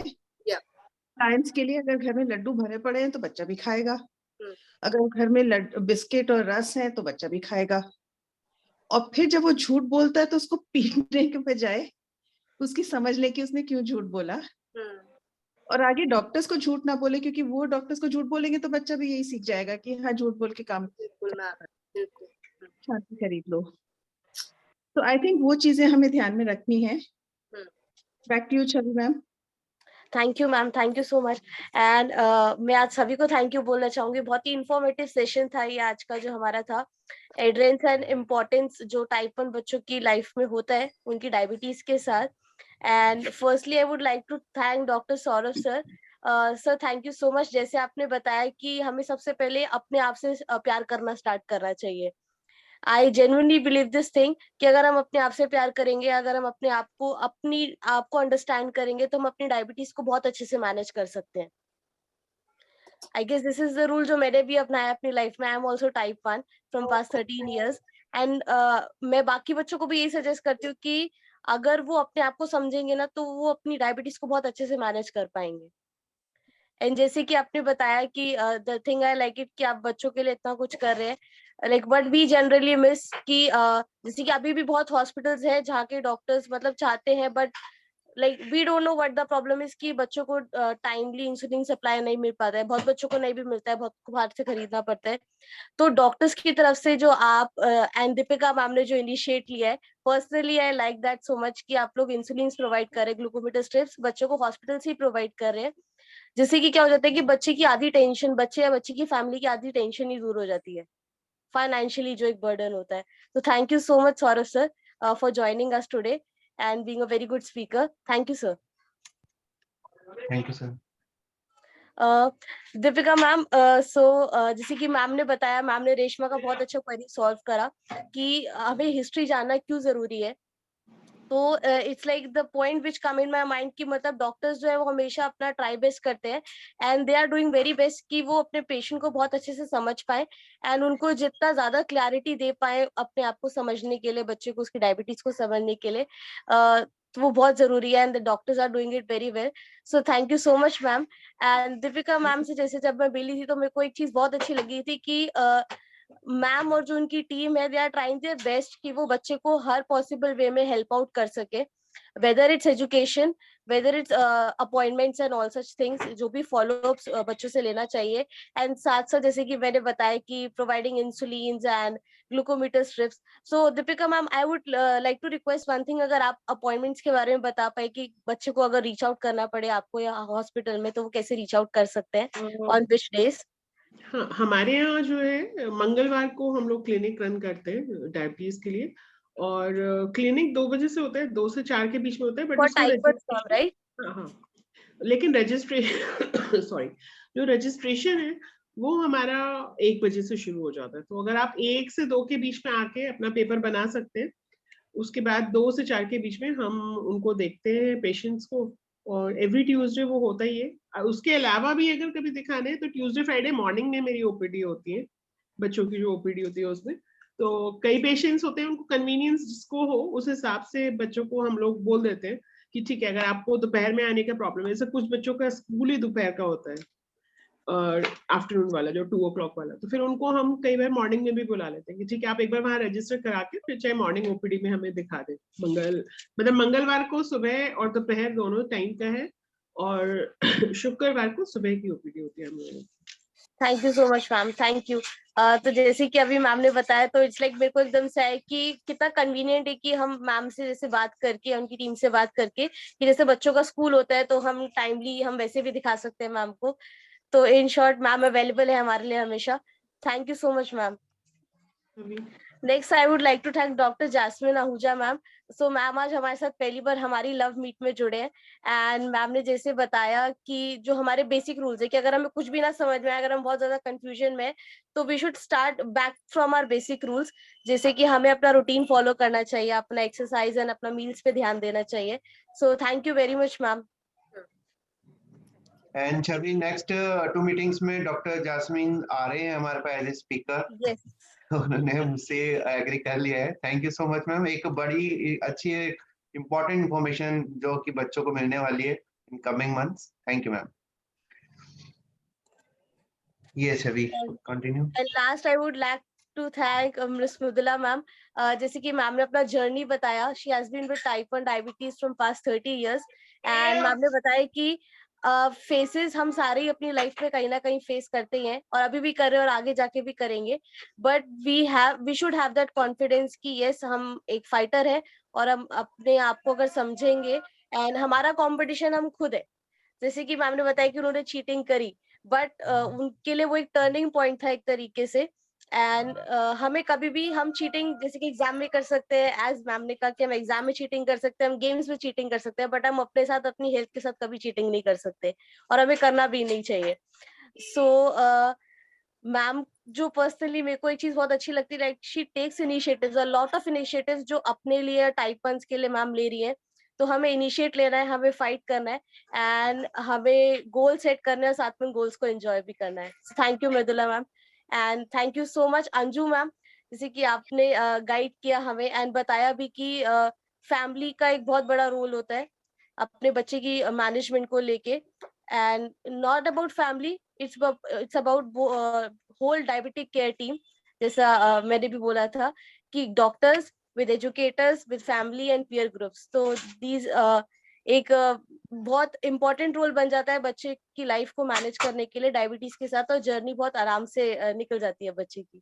सो thank you so much, thank you everyone, thank you Anil sir, thank you Chhavi. And thank you each and everyone जो भी बच्चे और पेरेंट्स आज हमारे साथ जुड़े हैं।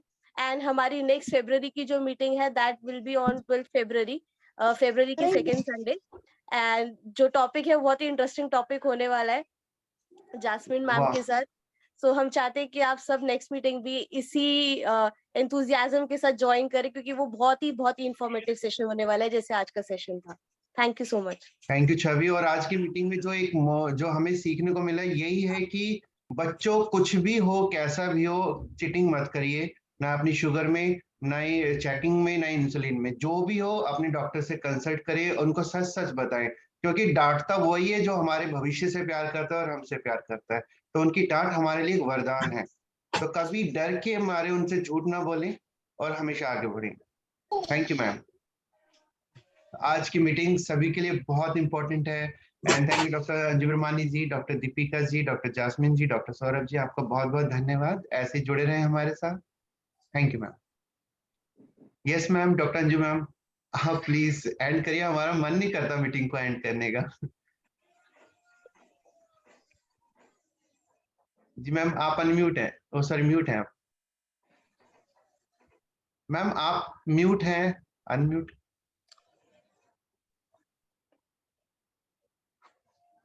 मैम आपकी आवाज नहीं आ रही है।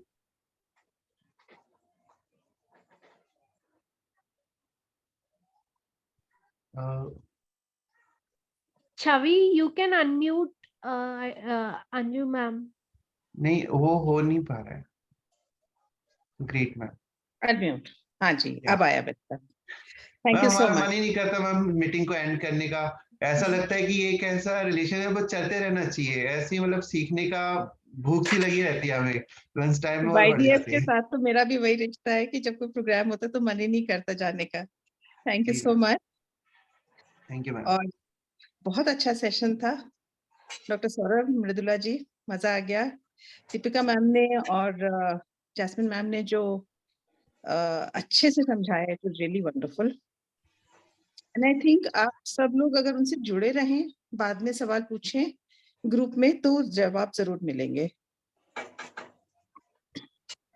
Thank you ma'am. नमस्कार सर। नमस्कार। Thank you everyone, welcome Thank you. And see you next meeting. Thank you.